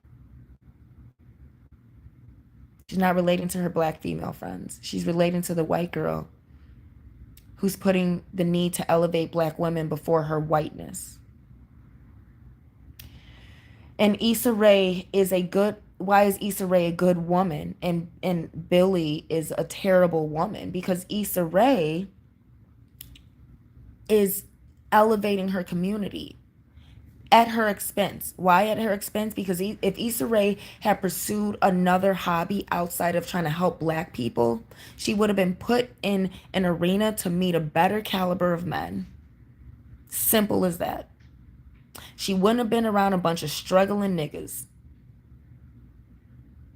Molly got married to a black man because Molly was in an elite environment where men have money and the confidence that comes with that money, namely to marry a beautiful woman or a woman at all. All right. Issa Rae always kept herself in a low hanging fruit environment, elevating people who were struggling. And I have firsthand experience with how that is a sure way to never find a good man. Trying to help Negroes who ain't helping themselves. And it wasn't really that much revolution. Again, being in Chicago and being in California, where she is, are two different things. But she was very much on the art scene and very much doing work in her community, which makes her a great woman. But did men respect that? No, not at all. Not one single bit. Were they supportive of it if it benefited them? Of course. But did they respect what the work she was doing? No. Why? Because none of them were doing community work as men. They were leeching off of black women like her who were trying to make the community better while they're fucking around with whores and not having jobs and struggling music artists or struggling with mental disorders or just struggling. And if Issa Rae and not Issa, I forgot her name in Insecure. I think it was Issa. I forgot her name, if she kept the same name in Insecure or not. But Issa Rae in real time, what she's doing for black people is putting her in an environment where she can meet men who are successful in life. But in Insecure, we're seeing Issa Rae being an excellent woman and still getting the worst of from men because she's black and she's trying to help black people. And while you'll get a lot of black men who will need you and who will use you, you're not going to get ones that are eligible to marry you in that environment. Lawrence's job had nothing to do with helping niggas. He was around a bunch of white women because he was an engineer and he fucked his way to the top. He didn't really earn it. If you know, he used being a big black dick around a bunch of white women to his advantage. Lawrence was not a smart black man. Okay, he wasn't. Molly's husband was a smart black man. Lawrence always needed women to get by. That's why he went back to Issa, even though he was cheating on her. All right. So Issa was a good woman with a lot of talent who was too insecure to try to do better. Billy was a terrible woman, an absolute slut, absolute certified slut, absolutely. And one of the worst examples for women who are struggling with their sexuality and what direction they want to go. It's BlackHighPriestess. Just keep your legs shut until you find a good man. If you have to have sex with someone who respects you through paying your bills. It's the only way you won't regret it. If you want to have sex out of wedlock, they have to respect you with taking off any responsibility you have. You're taking it off your plate and putting it on theirs. That's the only way you know that a man respects you enough to have sex with you, knowing he does not want to marry you. You know, easier said than done. Your guys' name isn't chastity. So I don't want to hear it from you. Your guys' mother didn't name you virgin. She didn't name you purity. All right, she didn't name you chastity belt. So you got, don't be a whore. Don't be a slut. If you have a good husband, try keeping your vows if you know he is. And for God's sake, have some class. If have some class, and stop roping in single people into your family drama, into your divorces. Stop roping in people into your life. That's she got look at how Billy deals with men. She tried to force Brad to be a father, and then is shocked um that he becomes one when he's ready, after she rejected him when he wanted to marry her. She's trying to control Brad, um when he ends up being a good guy, a good father, you know what I'm saying, and she interferes with the marriage. She says negative things about Gigi because she's more beautiful than her. Oh, Gigi's way too nice to ever hang out with me or you, Sasha. The fuck does that mean? You don't know anything about Gigi or being nice. And nice is the word women use when they try to call other women dumb. Oh, she's way too nice to hang out with us, as if you're smart because you're a slut.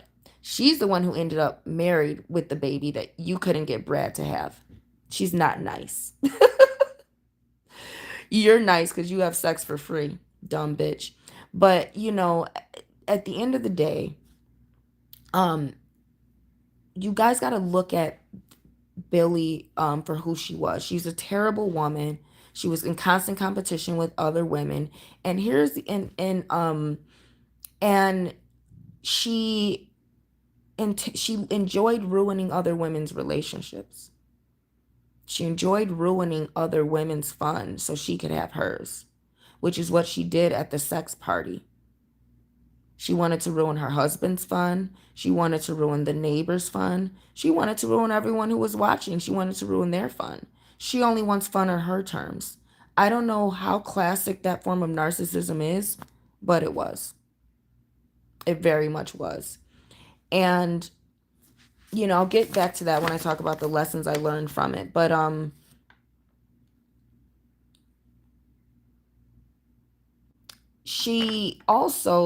Billy also lets a stranger who's already proven irresponsible and untrustworthy and immature to keep her son who's retarded.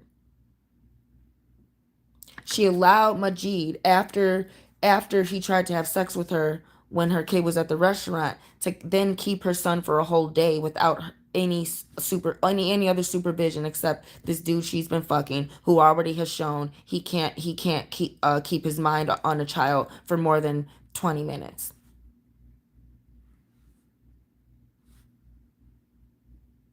In real life, that kid would have, if it was lucky, ended up for ransom, or through one of these tunnels, not passing go, not collecting 100, going straight to the dark web. The fuck? So the fact that the show chose to be so incredibly um unrealistic, the suspension of belief that the show is forcing its audience to have, what is why it got canceled. Is why it got canceled. But it's definitely not because it had a racist depiction of black people. Best show for black couples ever. Ever. Especially if you're a woman. I don't think black men are going to enjoy watching a beautiful black woman have the interracial sex that she has, but it's I think black men need to see what it looks like when you guys choose to constantly take acting roles where you're with a non-black woman in a sexual role or any role, where you have to be protecting a white woman, doing something for a white woman instead of a black woman who could easily be in that. Book of Eli did not need to have Mila Kunis in it. It could have had anyone, any black woman in it, especially an up and coming actress who needed the money. But they had to have Denzel with a white woman, just like in that other couple movies where he's protecting some young white girl. Could have been a black woman. Who's all black women are the ones in these ghetto crime situations. But no, the black guy's always protecting a white woman, always hitting on a white woman, always married to a white woman, always dating the white woman, always putting his life on the line for a white bitch. And this show didn't get canceled because of that. The show does everything to remedy that parasite of erasing black women that Hollywood has. And it's fantastic. I just cannot tolerate the feminism to where I need to do the commentary. Yeah, so Billy is just an example of a woman who's cursed, demon possessed, who is under the hypnosis of an incubus.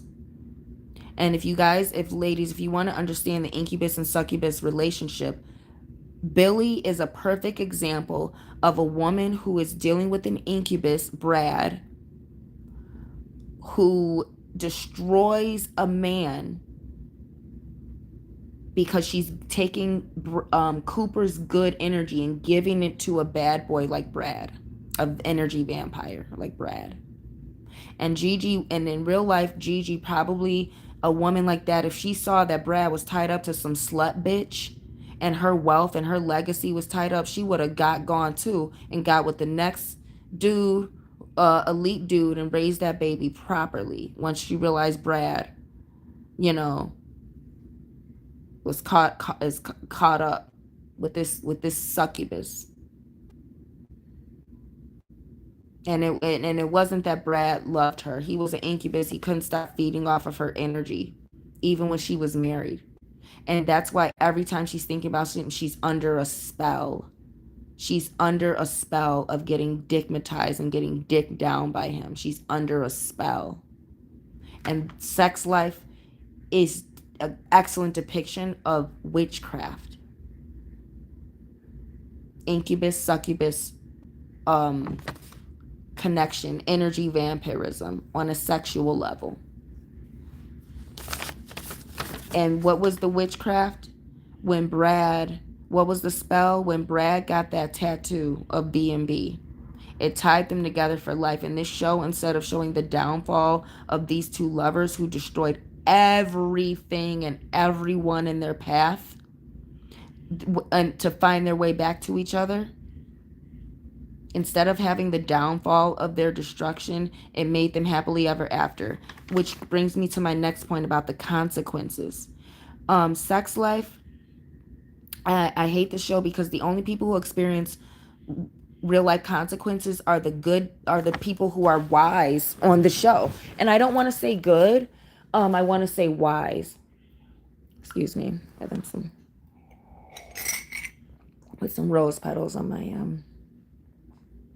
black tea with oat milk and some spices. The only people who experience consequences on the show are the wise ones. Francesca, the Asian lady, who is recognizing, she recognizes Cooper for who she is. She wants to get him in a place where she sees that they can be a power couple. And she, while it's not wise ever to go after a married man, and just because a man is going through shit in his marriage, stop thinking a man is not happily married just because he's going through stuff. But Francesca was a wise woman because she wouldn't have gotten to where she got into at such a young age if she wasn't. She also saw Cooper for who he was, and she was investing in that. And she not only invested in his promotion, she invested in him romantically. She was a smart, wise businesswoman, and she invested in Cooper. She gets the consequence of not ending up with him, which we could kind of see coming too, because he was too naive to really be at the level she was emotionally. He was not, they were not emotionally evenly yoked. Um, he got with her because his wife was cheating on him, was having a emotional affair. That's why he hooked up with Francesca. He didn't hook up with her because he wanted to. He hooked up with her because he wanted to even the score. And she experiences the consequence, not not Billy for pushing a good husband away and losing him immediately if he was smart. But Francesca gets the consequence of investing in a man who was emotionally unstable. Francesca gets the consequence of losing her job, being labeled the slut, the whore of Wall Street, and not ending up with a man who she deserved to end up with. Um, she's the one who is suffering consequences, whereas Brad gets another job, goes back to his other job immediately. Even though he's stained, he gets his other job immediately. Francesca's the one who suffers the consequences. And while that is a consequence, it's in a way empowering to women by showing, by reminding women, um, empowering you to make better decisions, empowering you by reminding you of how men will use you, reminding you you have more to lose the higher you, more money, more problems. And reminding women, empowering women by reminding women, when you have power, you have more responsibility. Francesca lost her job fair and square because, believe it or not, the human resource judges were right in their decision. They didn't get rid of Francesca because she was a woman. They got rid of her because she was the higher up and she had more of a responsibility to adhere to those company rules than her subordinates. And they were 100% correct in that. And had nothing to do with her being a woman. If her being a woman was a problem, she would have never been in that position. The fact that she abused her power.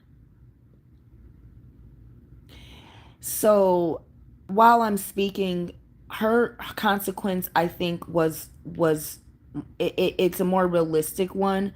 But in from what I see and what I've experienced in these in the workplace, women don't often get consequences for having sex with men at work, or trying to, or hooking up with them. There's usually no consequence for anyone hooking up at the workplace except for the men. In the feminist liberal agenda, it's not the women who get the consequence, it's the men who get fired. And I've experienced this firsthand. Not like I got someone fired, but I've experienced these things in the workplace where I've seen men be the ones to get fired. I've seen the men be the ones to step down or whatever. And again, it's not for black women. As a black woman, if you complain, you become the target.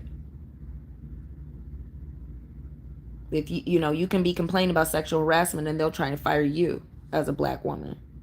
So that hasn't changed in my experience, in the workplace. But when it comes to sexism, in my experience, women are getting away with a lot. I think the problem more so with sexism in the workplace comes where gay men have taken over, and a lot of times there's because gay men have taken over, they're privileging the men, and women are doing more work because gay leadership privileges men. And so women are having to work harder and pull more weight, and men are getting away with doing nothing. And it's not just homosexual leadership that's privileging men or bringing more men in the workplace on the premise of having a homosexual environment. It's also men who work with women are making the women do more of the work in a sexist way. the women, and sometimes it happens when the men are sleeping with the women at work. They're still making the women work harder at work. So that does happen a lot. But when it comes to who gets fired based on people deciding to have relationships, it's usually the guy. Sorry. But you know, his I forgot Cooper's best friend, who ends up hooking up with Francesca, ends up hooking up with a lot of other women. He's not necessarily a good guy, again, but he's wise. Cooper's friend, the one at work, he shows a lot of wisdom. The first wise thing he does is um, he encourages Cooper, and Cooper's doing good at work. The first wise thing he does is he notices something's wrong with Cooper, and he's trying to see what's wrong with his friend. The first wise thing he does is notice that Cooper's not performing properly, and he tries to get him on the right track to put work first. The second wise thing he does is he takes Cooper and them to the party, and he's trying to help Cooper get Spice back and help Cooper. He calls Cooper's ex, and he even says, "Oh, I know you're not going to cheat. I know you're not going to do this." It was I believed in that moment that he knew his friend would not cheat on his wife. He just wanted him to feel like a man so he could do what a man does. Dude kept his wife in check. The only reason Trina ended up leaving her husband, who is because again, Billy opened a can of worms in the community, and all the women ended up deciding I don't want to be married either. If I can have my cake and eat it too, like Billy, why should I be virtuous? And while Trina, of all the other women, had the right to divorce because she was the only one who was being cheated on, um, her husband was very wise in the way he handled Cooper and tried to get Cooper to step into his masculinity. He tried to get Cooper out of competing with his whore wife's ex boyfriend, and he tried to get Cooper to recognize, you're the man, you're the husband, put your fucking foot down, and get some big dick energy so you can keep your wife. And he took him to the party. When he got divorced, he showed up to take him out for a night of fun. It's not wise to do coke and everything, but he was doing the things that are okay and healthy, not necessarily going on coke binges, but buying cars, hanging around women who are going to be attracted to you, whether you paid for them, whether you've already dated them. If a man needs self-esteem when he's found out that his wife is in love with a guy who's got a bigger dick than him, you you get so many passes. You get so many passes. And Cooper's best friend was trying to show him that. And that was wise. That was wise. And he gets the enormous consequence of getting his dick bit off by the chick who was giving him head while he's getting divorced, and him and his friend are having a divorce party. Bullshit show. Bull fucking shit. Bullshit. Feminism as its finest, and it was despicable. Dude gets his dick bit off while he's getting head after a divorce. No, let the men have the masculinity. It's not toxic. It's real. Let him have it, because we just had a show of a bunch of toxic feminine bullshit. And you're trying to make his best friend some kind of villain when he's the only wise one trying to get his friend to have some masculinity. And you had to make him be a cheater, you know. That was bullshit, and he suffers the consequence. And even while they make it comical and turn it around and put a positive spin on it, actually the person who should have suffered a real consequence should have been Cooper, because Cooper allowed himself to go in such a downward spiral over some whore. Over some whore. And Cooper would have, in that accident, I believe he would have ended up dead or injured in a severe way, where he couldn't keep on trying to do all these suicidal things that he was doing anyway. And why was he suicidal behind all that? Because he was naive. He was naive, and didn't know nothing. Um,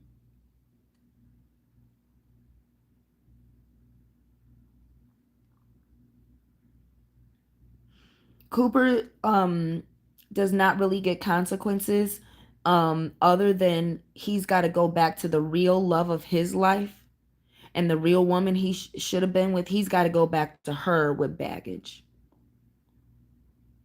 But the good thing is he was now man enough to be worthy of the woman that was really a woman of his dreams. But the reason Cooper went with the whore is because Cooper at that time he was not secure enough to be with the good virtuous Emily. That's why he married the whore when he was ready, because he felt in his mind she wouldn't leave him because he's too good. And I hope that didn't escape you about Cooper and what his problem was. And he went to therapy and he worked on it to where he took responsibility for being the man that a feminine woman deserves, a man who has to show up. And see, the thing when a man marries a whore, he doesn't feel he has to show up for her when she's horny any more than he does have to show up for her with marriage. That's why Cooper didn't respect his wife's sex drive, because he knew she was a whore. But if she was a virtuous woman, he would have felt it was his duty as a husband. He wouldn't have felt like, oh, this whore, whatever, whatever. I'm not gonna cater to it. You know what I'm saying? Because he didn't really respect, and it's not that a man, she should have respected her husband's needs too. But when you really look at Cooper, he had to grow as a man, and he did what a lot of men do, which is when he was ready to get married, he married a woman who reflected who he really was. And that's why, just like that football that people talk about, that one football player, he got this wife and she looked average as fine. You guys got to understand, when men choose women who are not pretty, not even pretty in the face, just busted, just don't look good. She could be classy, she could be fit, but there are women who don't look good. And when a man has all this money and all these things, and he can have whatever woman he wants, and he chooses a busted bitch, you guys got to know that's who he is. And you guys got to understand, men can have it all and be the most insecure man in the world. And you will know the moment by the woman he chooses. So please, ladies, when you see a man mismatched with a woman, that's who he is, unless he's simply under a succubus spell. You know? So Brad was mismatched because Brad was really not, Cooper was mismatched because Cooper wasn't a man.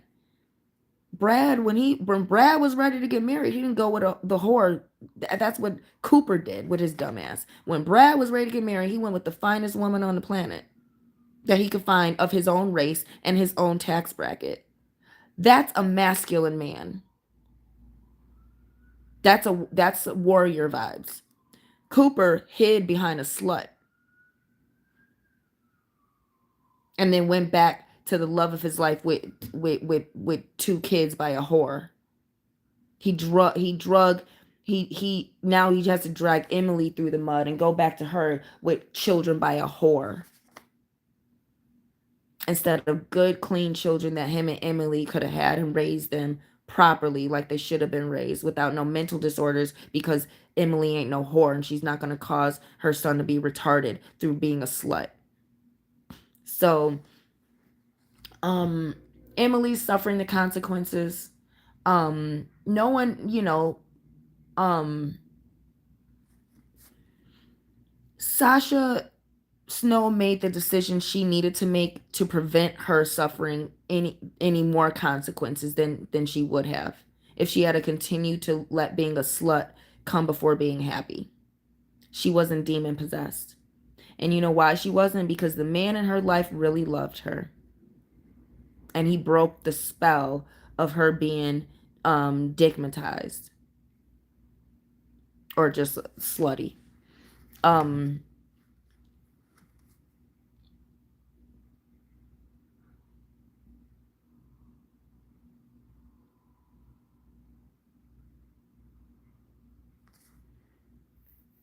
Issa Rae in Insecure, Lawrence is not much different than Brad. Lawrence is not different than Cooper. in Sex Life. He's a weak man who was hiding behind a strong woman. And, Lawrence was manipulative because he came back to Issa because he had made a mistake and he knew Issa would help him clean it up. Because after all those years later, she was too insecure to go get a good man. To go look cute, stop acting goofy all the fucking time, stop being an awkward black woman, and go get a good man somewhere where men like women who look like her, and there's plenty of them. But Issa Rae was too damn goofy, awkward, and insecure to do better than Lawrence. You know, and she did better than she cheated, but the guy she cheated on, and that's another to make. Um, that's another correlation I wanted to make with Sex Life. Um, Issa Rae is also she's not in love, but she's kind of stigmatized by a musician. Billy is stigmatized by Brad, who's a musician. Issa Rae cheats on her good boyfriend with a musician. So that is one similarity between them. Um, and talking about the seduction that comes um, with music. The seduction and the spells that music and the music industry can put on someone. Um, Sasha in Sex Life was seduced by fame and fortune, which is very similar to the music or the music industry, or a musician. So that was symbolic about them being with a musician, and that's symbolic of a starving artist. But in Issa's case, he's a starving artist, or so to, he's a performing artist. We can't say that he's starving because he helps Issa on several occasions in the show, whether it's boosting her self-esteem with sex or whatever, or whether it's helping her when she needed help with her car, her apartment. But also, this guy has sex with another woman in front of Issa when she's down on her luck.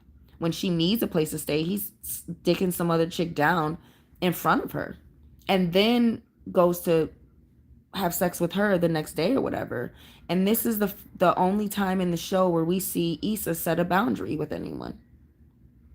Only fucking time in the show we see her set a boundary with somebody who's treating her like she's a dark-skinned second-class piece of trash that deserves the bottom of the barrel. And that whole show shows how people, men and women, but particularly black, all the people who treat Issa Rae like trash are black on that show. She does experience racism here and there, but the everyone who's treating her like trash because she's a dark-skinned black woman are all the black people who are in her social circle. It's not the white people who she works with or who are in the Uber car, or who who are at the restaurant serving her. It's always the black people who she in the show who she chooses to associate herself with.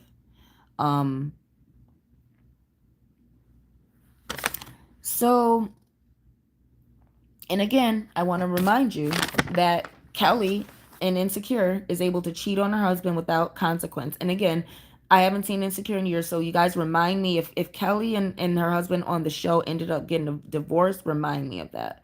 But there's no consequence to her cheating and being there's no consequence to her being a terrible, wicked friend.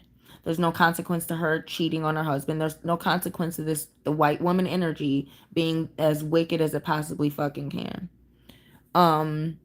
So let's see.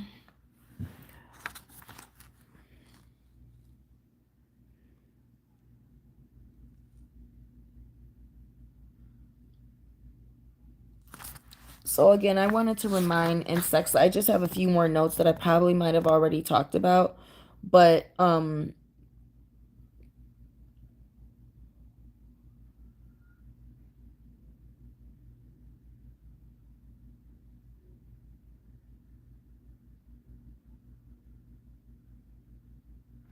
Yeah, I talked about all the ways that Billy was just not a good person. Forcing an unwanted pregnancy, ruining other people's marriages, ruining her own marriage, being disrespectful to women, disrespecting her wise, beautiful mother, disrespecting the wives of Connecticut, hating on Gigi, and only being able to relate to black and brown women who are either directly beneath her or are also have low moral character. Um, and I wanted to just kind of talk about how you see in Girlfriends and Sex in the Cities how all the groups are homogenous. And again, in Issa Rae's situation, we see that she has a group of black women who are experiencing different facets of black femininity based on their phenotype. Um I oh um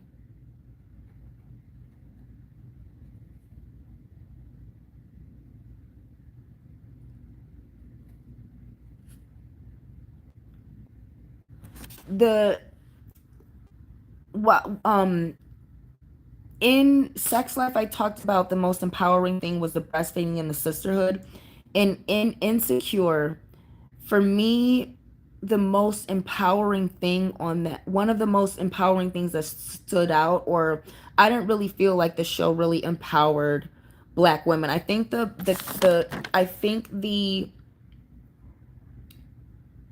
most empowering character development was actually Tiffany, who decided and who recognized and accepted that she was getting the treatment she was getting because of her weight.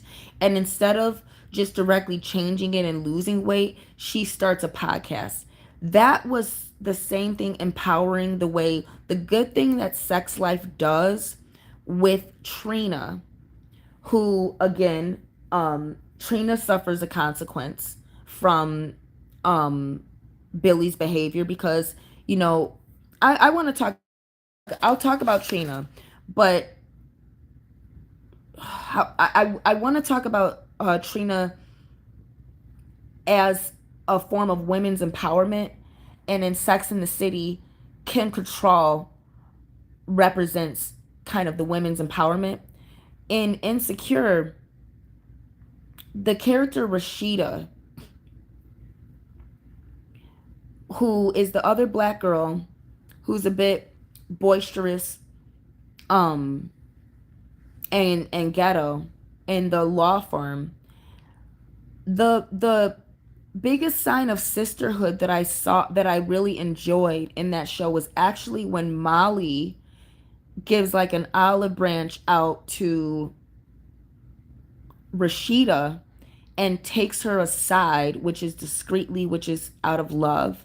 And that's how you do things out of love, and that's how you do things within a sisterhood and a coven. She takes her discreetly and levels with her and explains to her and warns her about her behavior around the white people and how to maintain herself as a black woman who is surrounded by white people. I refer to that as behind enemy lines. And Molly demonstrated the most empowering form of sisterhood that a lot of black women are not going to do. They want to watch you crash and burn because one other thing about dark skin behavior is tokenism. And Molly chose, instead of choosing tokenism and trying to be the only one of her kind, so she can get the privilege of being the only one of her kind, she chose to reach an olive branch out and say, hey, in order to maintain yourself here, and so I'm not the only black girl anymore, I need you, and I suggest that you behave this way, not because I'm trying to demean your character, because I'm trying to help you learn how to survive, because I've been doing this longer, because I've been here at this particular firm longer. And that was sisterhood. And so realistic and so empowering and Insecure. And for me, the most impactful moment on that show for me was the fact that Rashida didn't listen. Rashida, just like a typical black woman would in reality, would be in competition with the black woman who had more class, had a better way to carry herself, had a better ability to be around white people and gain their respect without acting like a fucking clown.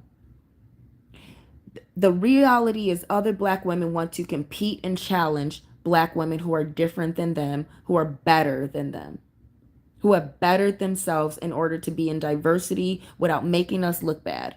Black women who like to make us look marginalized because they're marginalized are always hating on a sister who is setting the higher standard.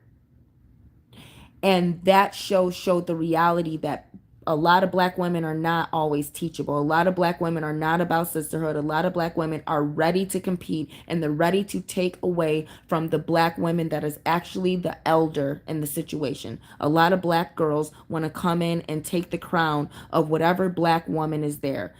Look at how this new boxer, who I've heard is really good, look at how this new dark-skinned boxer wanted to take away Ali's daughter, Layla Ali's crown. Couldn't wait to go after Layla Ali. And they want to say it has family drama and Layla Ali slept with her auntie's man or some bullshit. No, you let white people convince you to challenge another black woman, and you know, so they can start getting some white girls to beat your ass the way they got that Conor McGregor or whoever to beat whoever's ass, Tyson. So you guys get me? That's how black women really act. They come in ready to take from another black woman who's doing better than them. Dark skin behavior. So that was the most empowering moment because it showed the reality that black women are often walking alone in these spaces where other black women are not ready to measure up, so we can be together in these spaces. And so we have to get used to being a token. And when you get used to being a token, you know, you understand how to set boundaries with women who are trying to take your crown. And that's why Molly was smart enough to set boundaries with Issa when she got a man who she felt it would last with. She had to let Issa know, this is not your man. We're not sharing some Chinese food, honey. This is a serious relationship that I've had to work hard to even get and go through hell to get, and you are not to act like it belongs to you just because I won this. She had to set a boundary with her wins versus how she feels she owes other black women something because she made it and they couldn't. You know, so for me that was very empowering in Insecure. And I want to talk about that form of women's empowerment and the characters. For me, Molly, that was a moment of women's empowerment. Here we got Issa Rae and them acting like they don't know how to suck dick and giving white women glory for being able to take their man because they suck dick and they don't, and Issa Rae can't even suck dick right. That was so disempowering. Issa Rae was so fucking awkward and disempowering throughout the show. And here we have Molly actually giving some virtue to black women. And Issa Rae, she's doing great in the community. But she's not giving power to black women the way Molly and Sasha Snow are giving power to black women outside of the margins of the black community. And Issa's character marginalized black women by acting like we don't know how to give good head. Now, sex life. I want to talk about Trina because I want to talk about what I learned from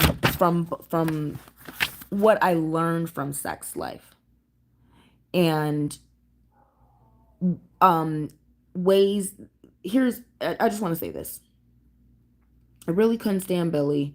But I will say that when she went to the sex party, I really couldn't stand her behavior. And I thought her behavior was so narcissistic and self-centered.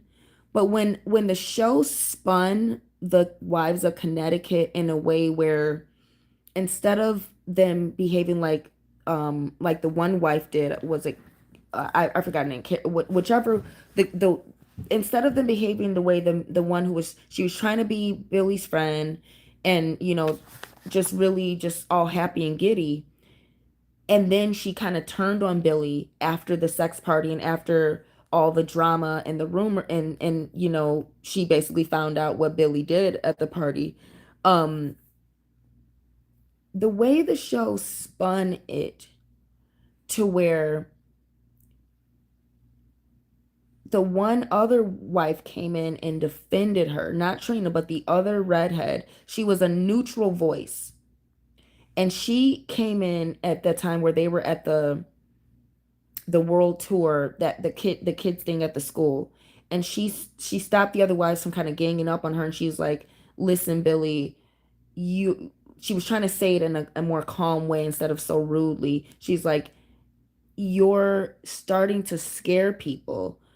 And instead of being, for me, saying like, your horror ways are starting to scare people in the community, we don't behave like this, you're causing a lot of problems and drama, it was spun in a way where you're starting to scare people because you're making other people question their decisions.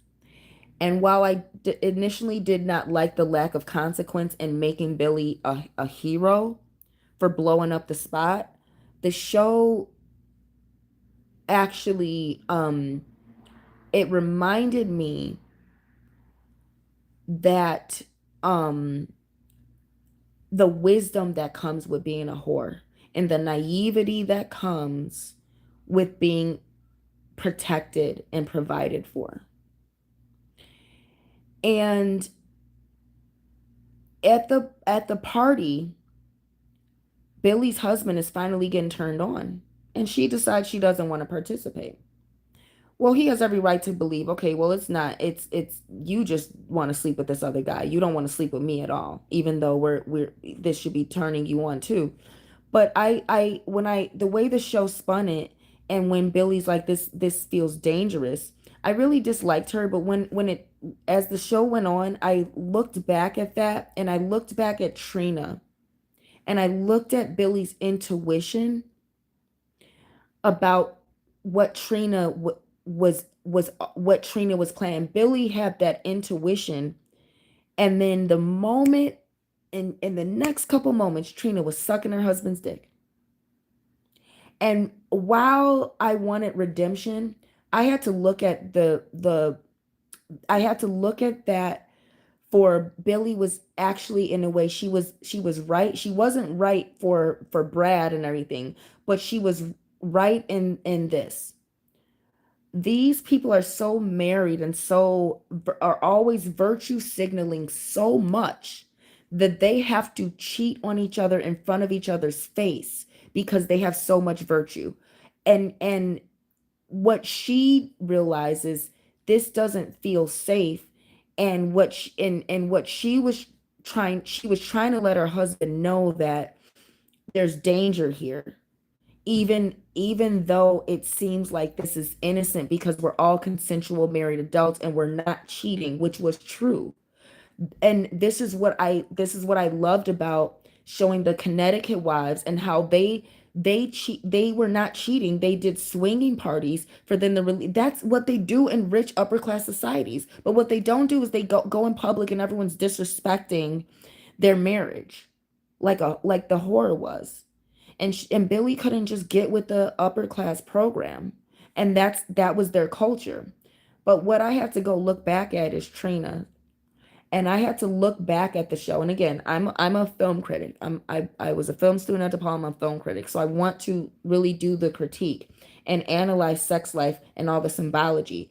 I had to go back, and you know what I caught when I've watched each episode several times. Um, the episode before the sex party, or maybe it was the same one.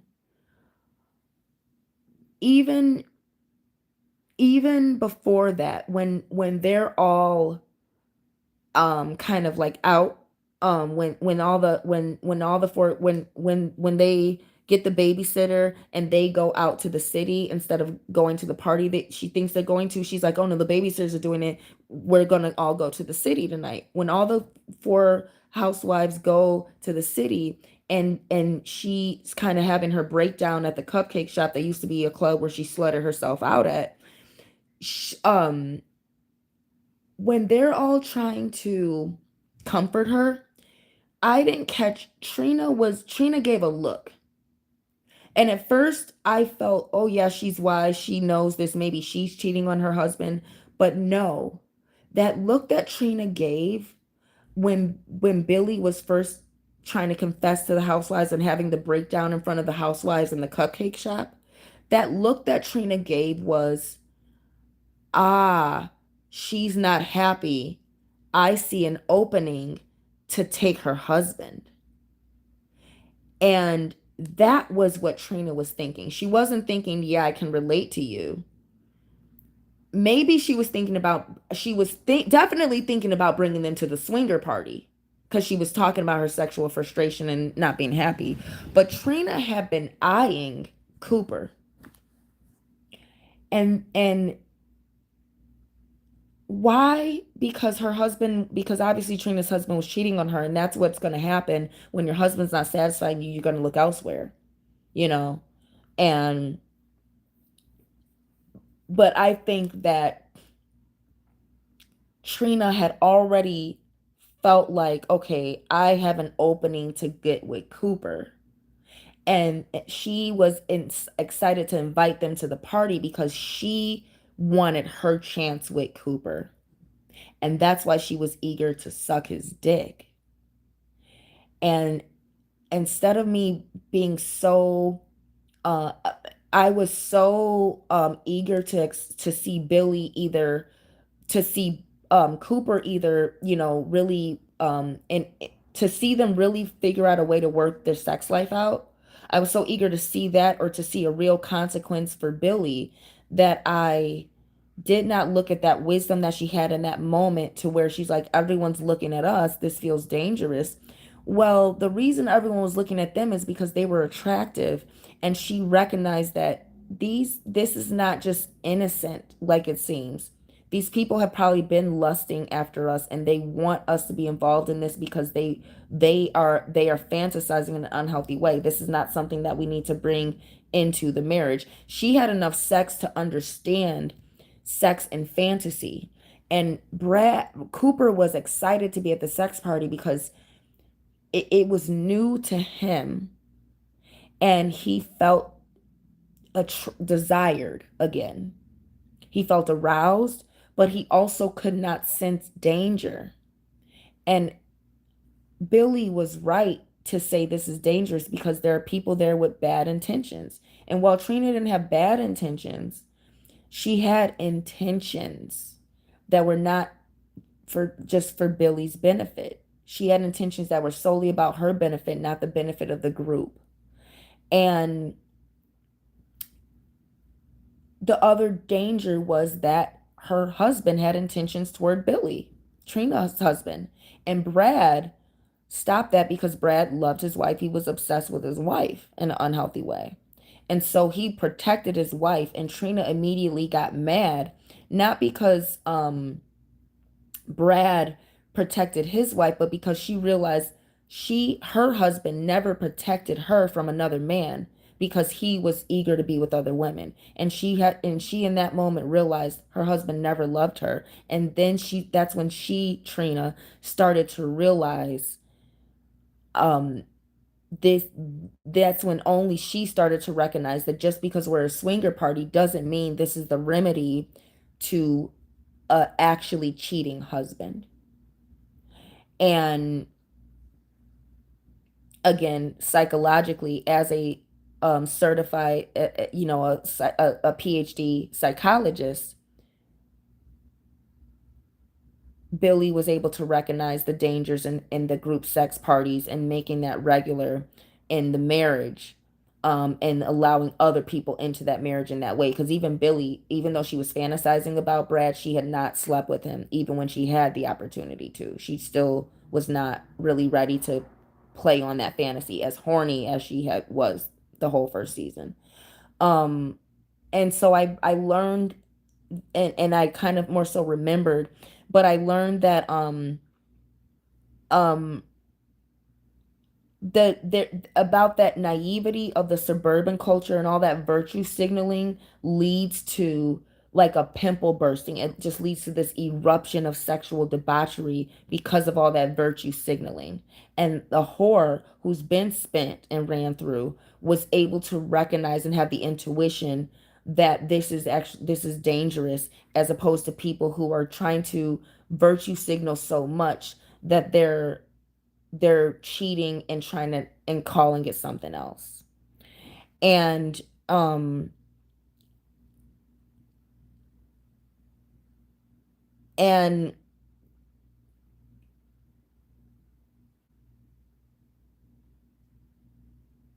and the other thing, and I think it the portrayal that it highlighted how that was dangerous, because in the reality, and still we see Trina going after Cooper, but again, rightfully so at that point, but we still see Trina kind of going after Cooper. But again, when the her man of the household led Trina into this debauchery because he wanted to really cheat, and so he was bringing her in that environment to try and cover his tracks.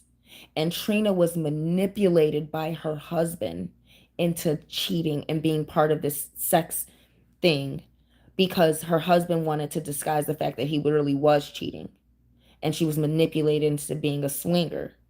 And Trina, another thing I learned about Trina is she was an opportunist. She saw an opening for something she wanted, and she went for it in a very subtle way, and for the most part an appropriate way. She went for another woman's husband in the wisest, most subtle and appropriate way. And it was an opportunity. She didn't go for him ever. She saw an opportunity and she took it. And she was an opportunist. Trina was the most empowering, aside from Sasha Snow, for Black women.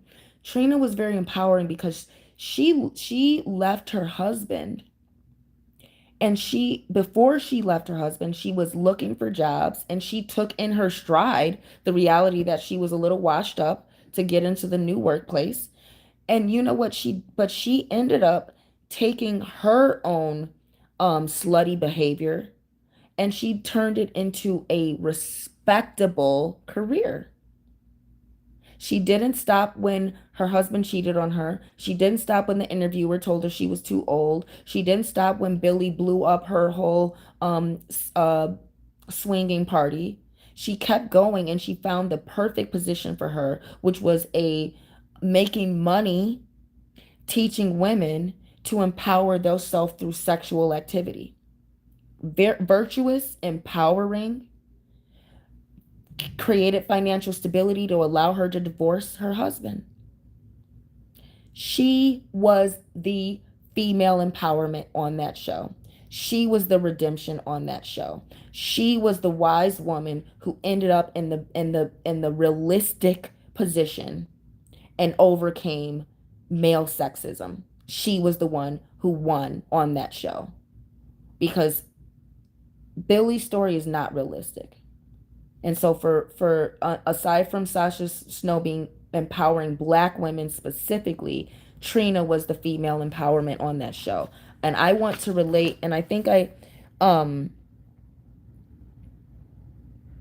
yeah, she saw Trina was such an opportunist, and she made that work for her in her life. And she also took the opportunity to heal and go to the spa and make amends with Billy. She was very wise and very mature. And she was the woman on that show who we all want to be most like. You want to be a woman who can get, unless you're Sasha Snow, who just saves it for, who basically doesn't get married a minute before you're ready and not to the wrong guy. You want to be like Trina, who gets married, gets a man, recognizes there's a problem, and solves it in a way that does the least damage to your own femininity, and that empowers you after that, and allows you to keep yourself as a woman and not lose yourself in the process. um Sex in the City, Again, haven't watched it, but I think the most empowering aspect of that show was Kim Cattrall.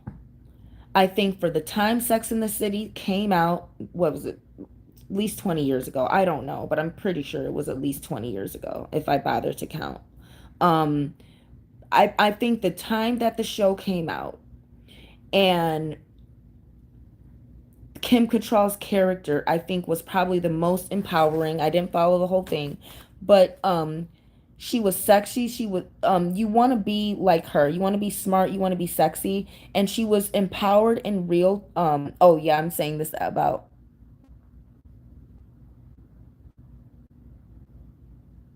yeah, Trina stayed sexy. She was smart like Kim Cattrall, who empowered women in real time after the divorce, and she was basically opposite of the main characters. Because Trina actually got married and she got divorced, and she went in a career that empowered women, not by telling them that they don't need a man, but by teaching them about their own bodies and empowering them as women with feminine body parts and empowering those actual sex organs. And she was very symbolic of Kim Cattrall's character, I feel, because Kim Cattrall brought back the blonde bombshell, only she made it.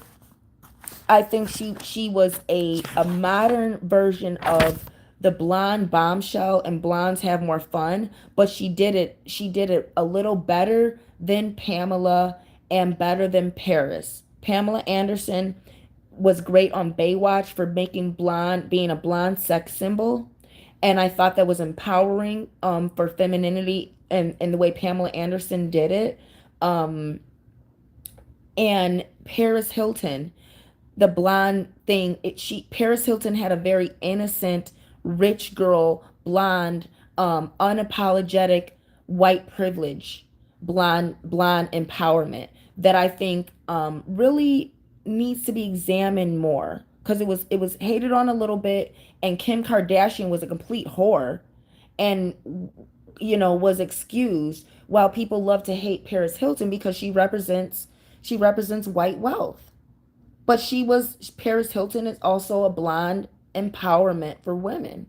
And I think Kim Cattrall takes that blonde bombshell and empowers women through being both. She was as sexy as Pamela Anderson, but she was also in a high class, elite New York luxury scenario with it. And I think Kim Cattrall was the most empowering for women thing on Sex in the City.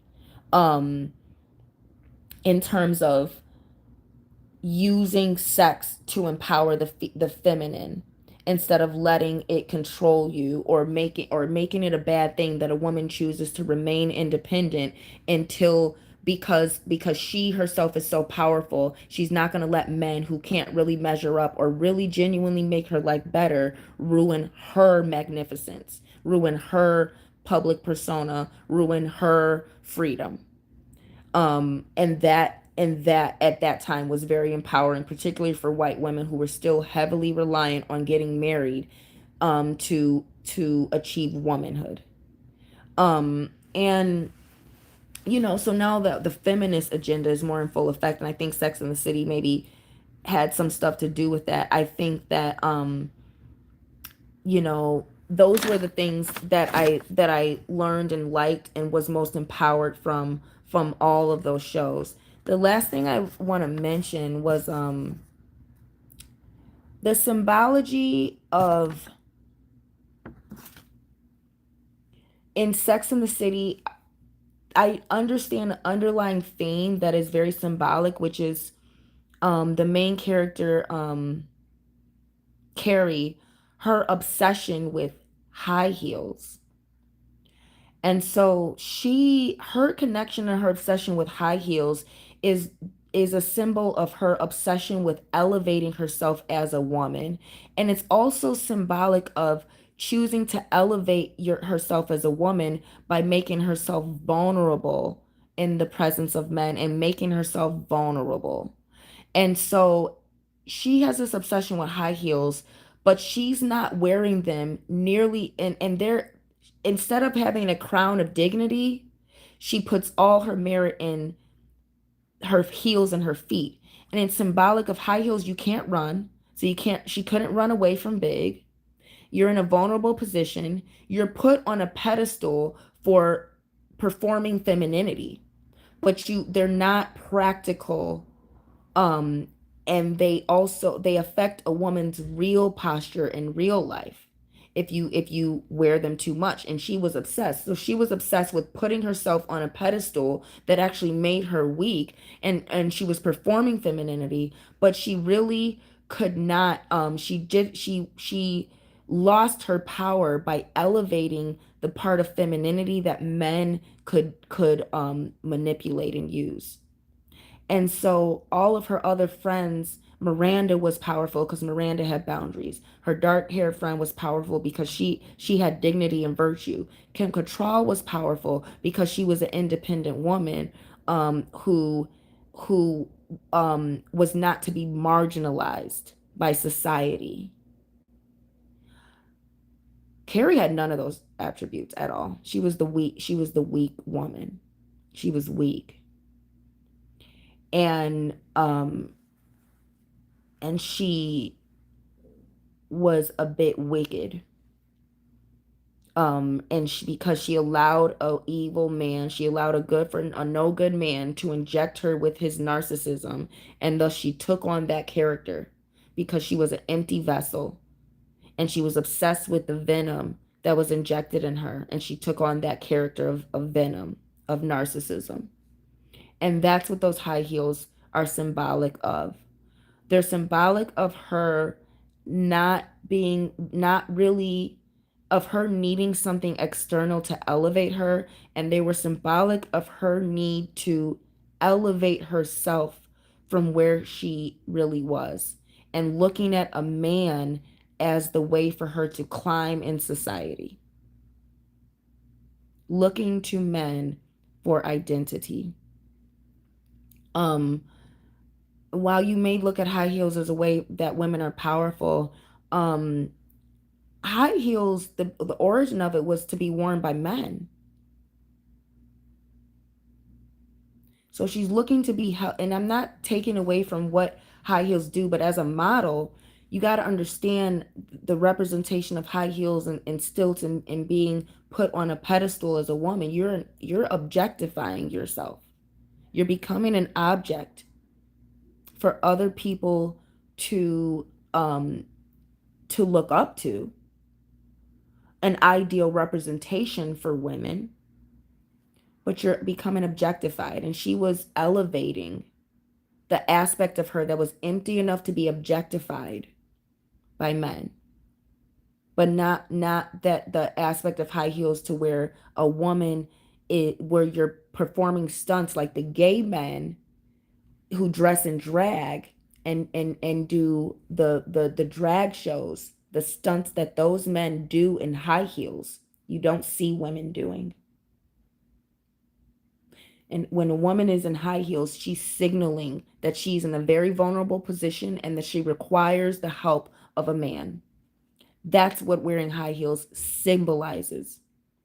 And women who don't wear high heels to nice, classy events, they don't have class because they don't understand the male and female roles in high class society, and they want to put out the symbol that I'm not vulnerable and I can take care of myself, but also that I don't respect the norms of high class society where the men are to be gentlemen and the women are to be ladies.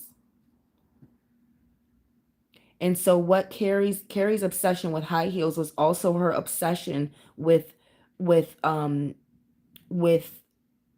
classic culture where women were oppressed by men.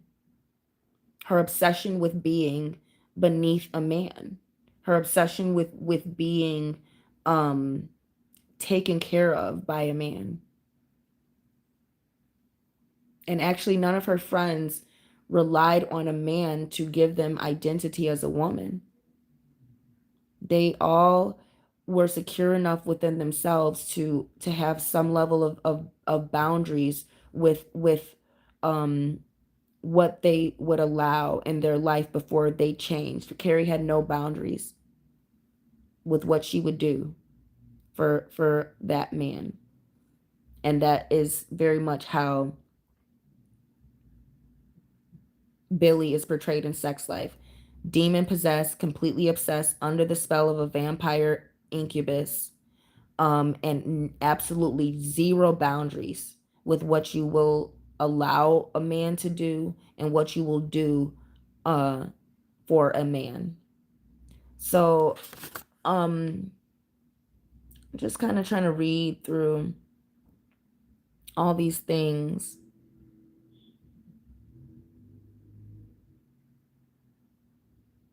I think I've gotten everything down. And yeah, Sex Life, again, I hope you guys take this critique and take it to heart. I was really excited about talking about this and actually just doing the series review, because there's so many shows and movies that I've actually been discussing as a film critic. And this one, I just felt that it was just kind of time for me to check in with you guys. But I was really impacted by the the feminist and the feminist agenda, which is tied into the liberal agenda.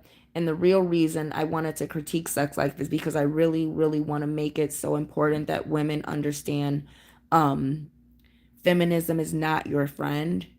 And women's rights and feminism are two different things. Women's sexual liberation and feminism are two different things. Um, what should have happened in the show, which is what we should all want to see to happen in marriages, and that happens when you adhere to Christian values and adhere to morals and civilized social behavior. What should have happened when a woman decided to take her vows and become a mother because she wanted to, you have to make a sacrifice. And Billy's whole problem was she wanted everything. She wanted her cake, she wanted to eat it too, and she also wanted to have everyone else's cake and eat their cake too. Bottomless pit from hell. And what should have happened in their marriage is the husband should have put a stop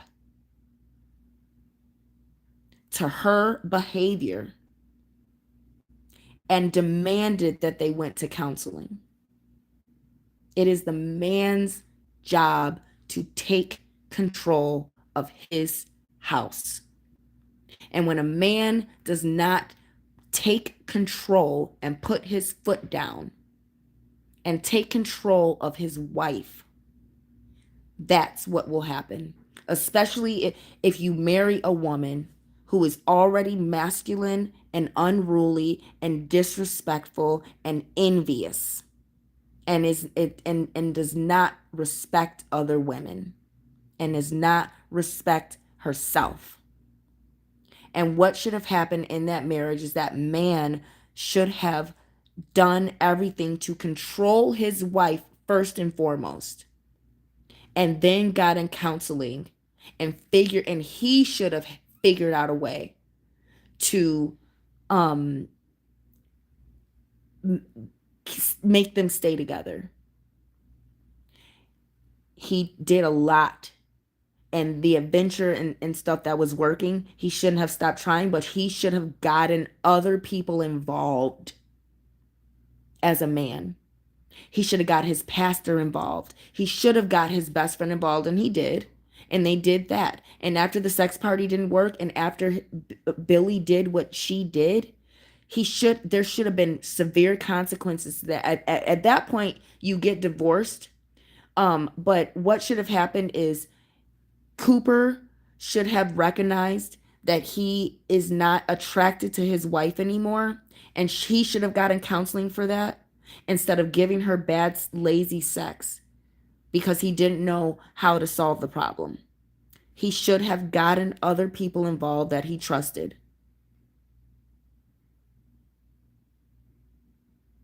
He should not have been reading her journal. And unfortunately, it all starts with the man. Every single divorce happens because the man is not the man of the household that he needs to be to control his bitch. All divorce starts when a man is weak. All of it. Every single divorce is a result of a weak man. That's a guarantee. And that is what I've been trying to warn. And I talk to women a lot, but I'm trying to warn you men.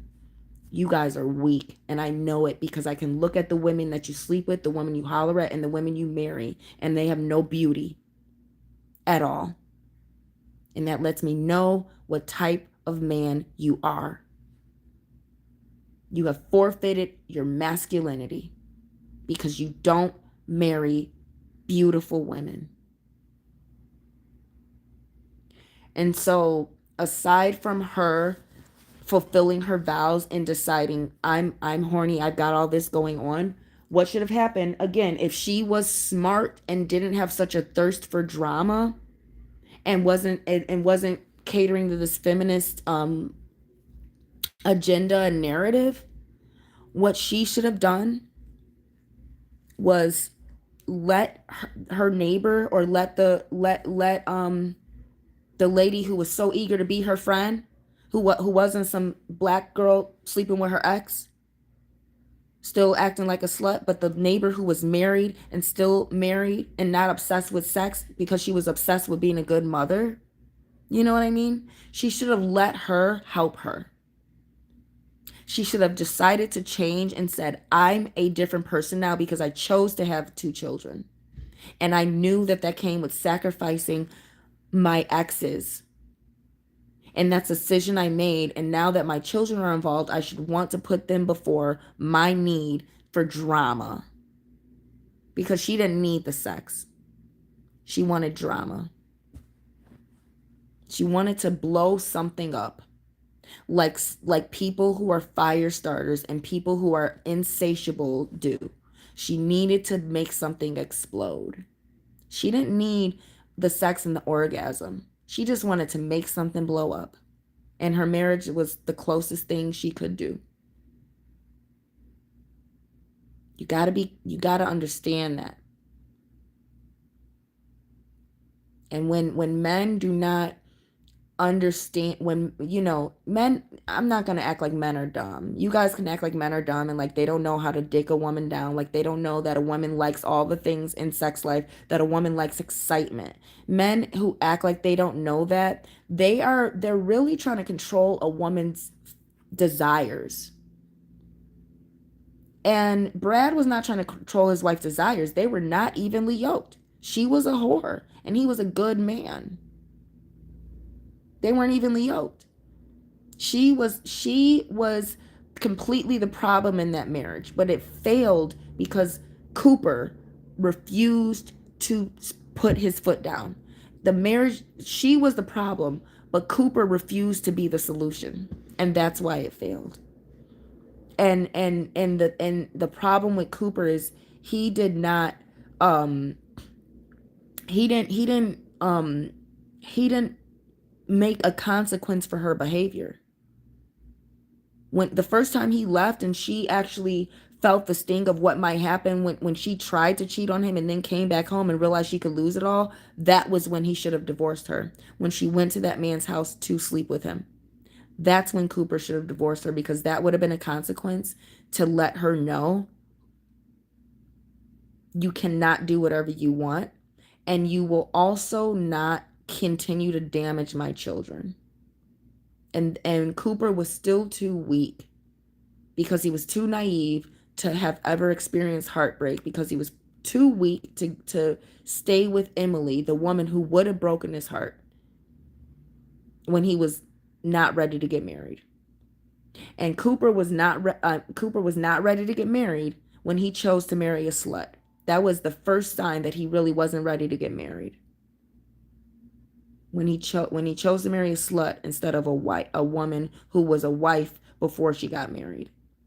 And so I hope that you guys understand, maybe through me comparing and contrasting Insecure and looking at Sex in the City and sex life, and the feminist agenda that these things are promoting, and the demonic activity of and the Jezebel spirit of women that likes to destroy marriages, that these shows are promoting through the main character being the worst woman that you don't want to be like.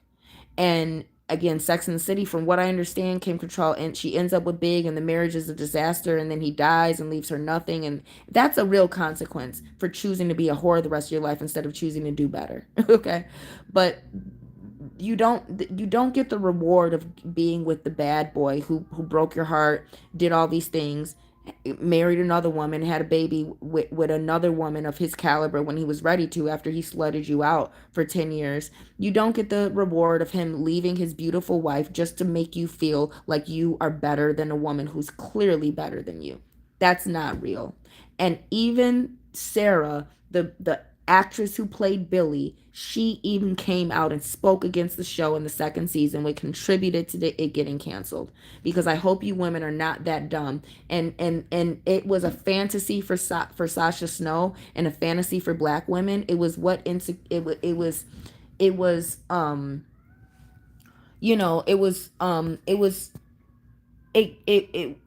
was nothing like Insecure. It was a it was an actual Sex in the City for black women. Insecure was a representation and a revelation to non-black people how you are treating black women just because of how we look. Insecure was dark comedy.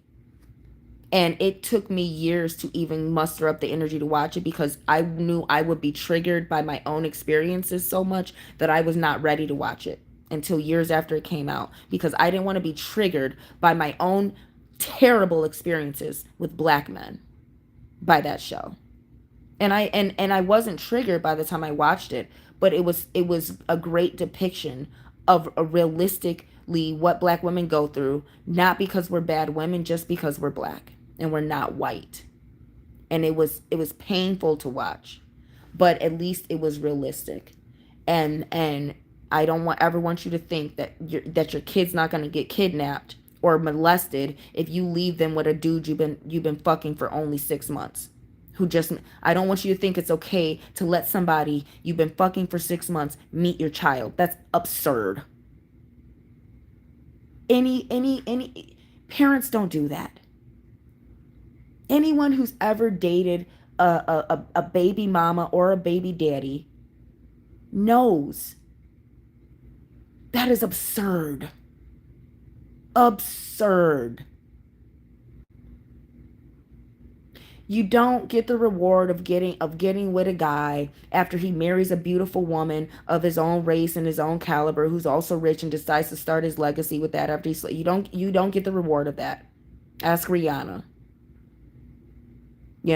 Or ask well, she's still kind of black, so I mean, just, what I'm saying, ask a white woman who chose to be a slut instead of acting like upper class white woman with virtue and coming from the culture, who knew how to act docile and get married and shut up and let the man take care of everything so you don't have to work.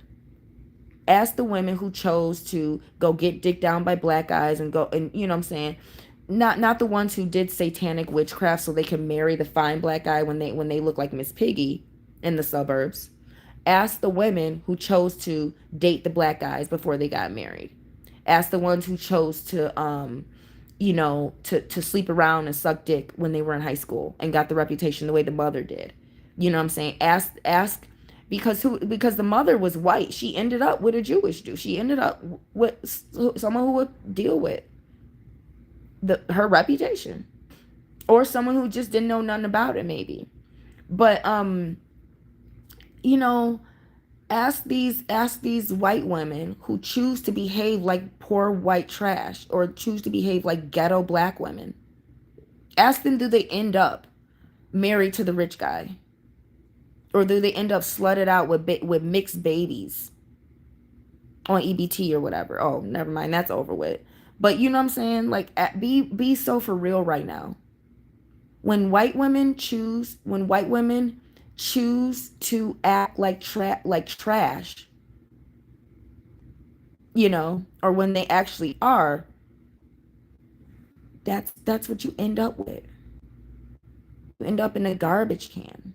You don't end up with a knight in shiny armor coming clean out on the other end, keeping all your friends, all your family, all your jobs, and all of your community networks intact when you played the whore and slept around and fucked everyone's husband, or blew up everybody's spot, disrespected your good husband that everyone wanted to fuck, and knew that they were better for than you, but you got didn't appreciate when you cause other women who have 2 and 3 degrees of separation, because now they're getting involved with your husband, you know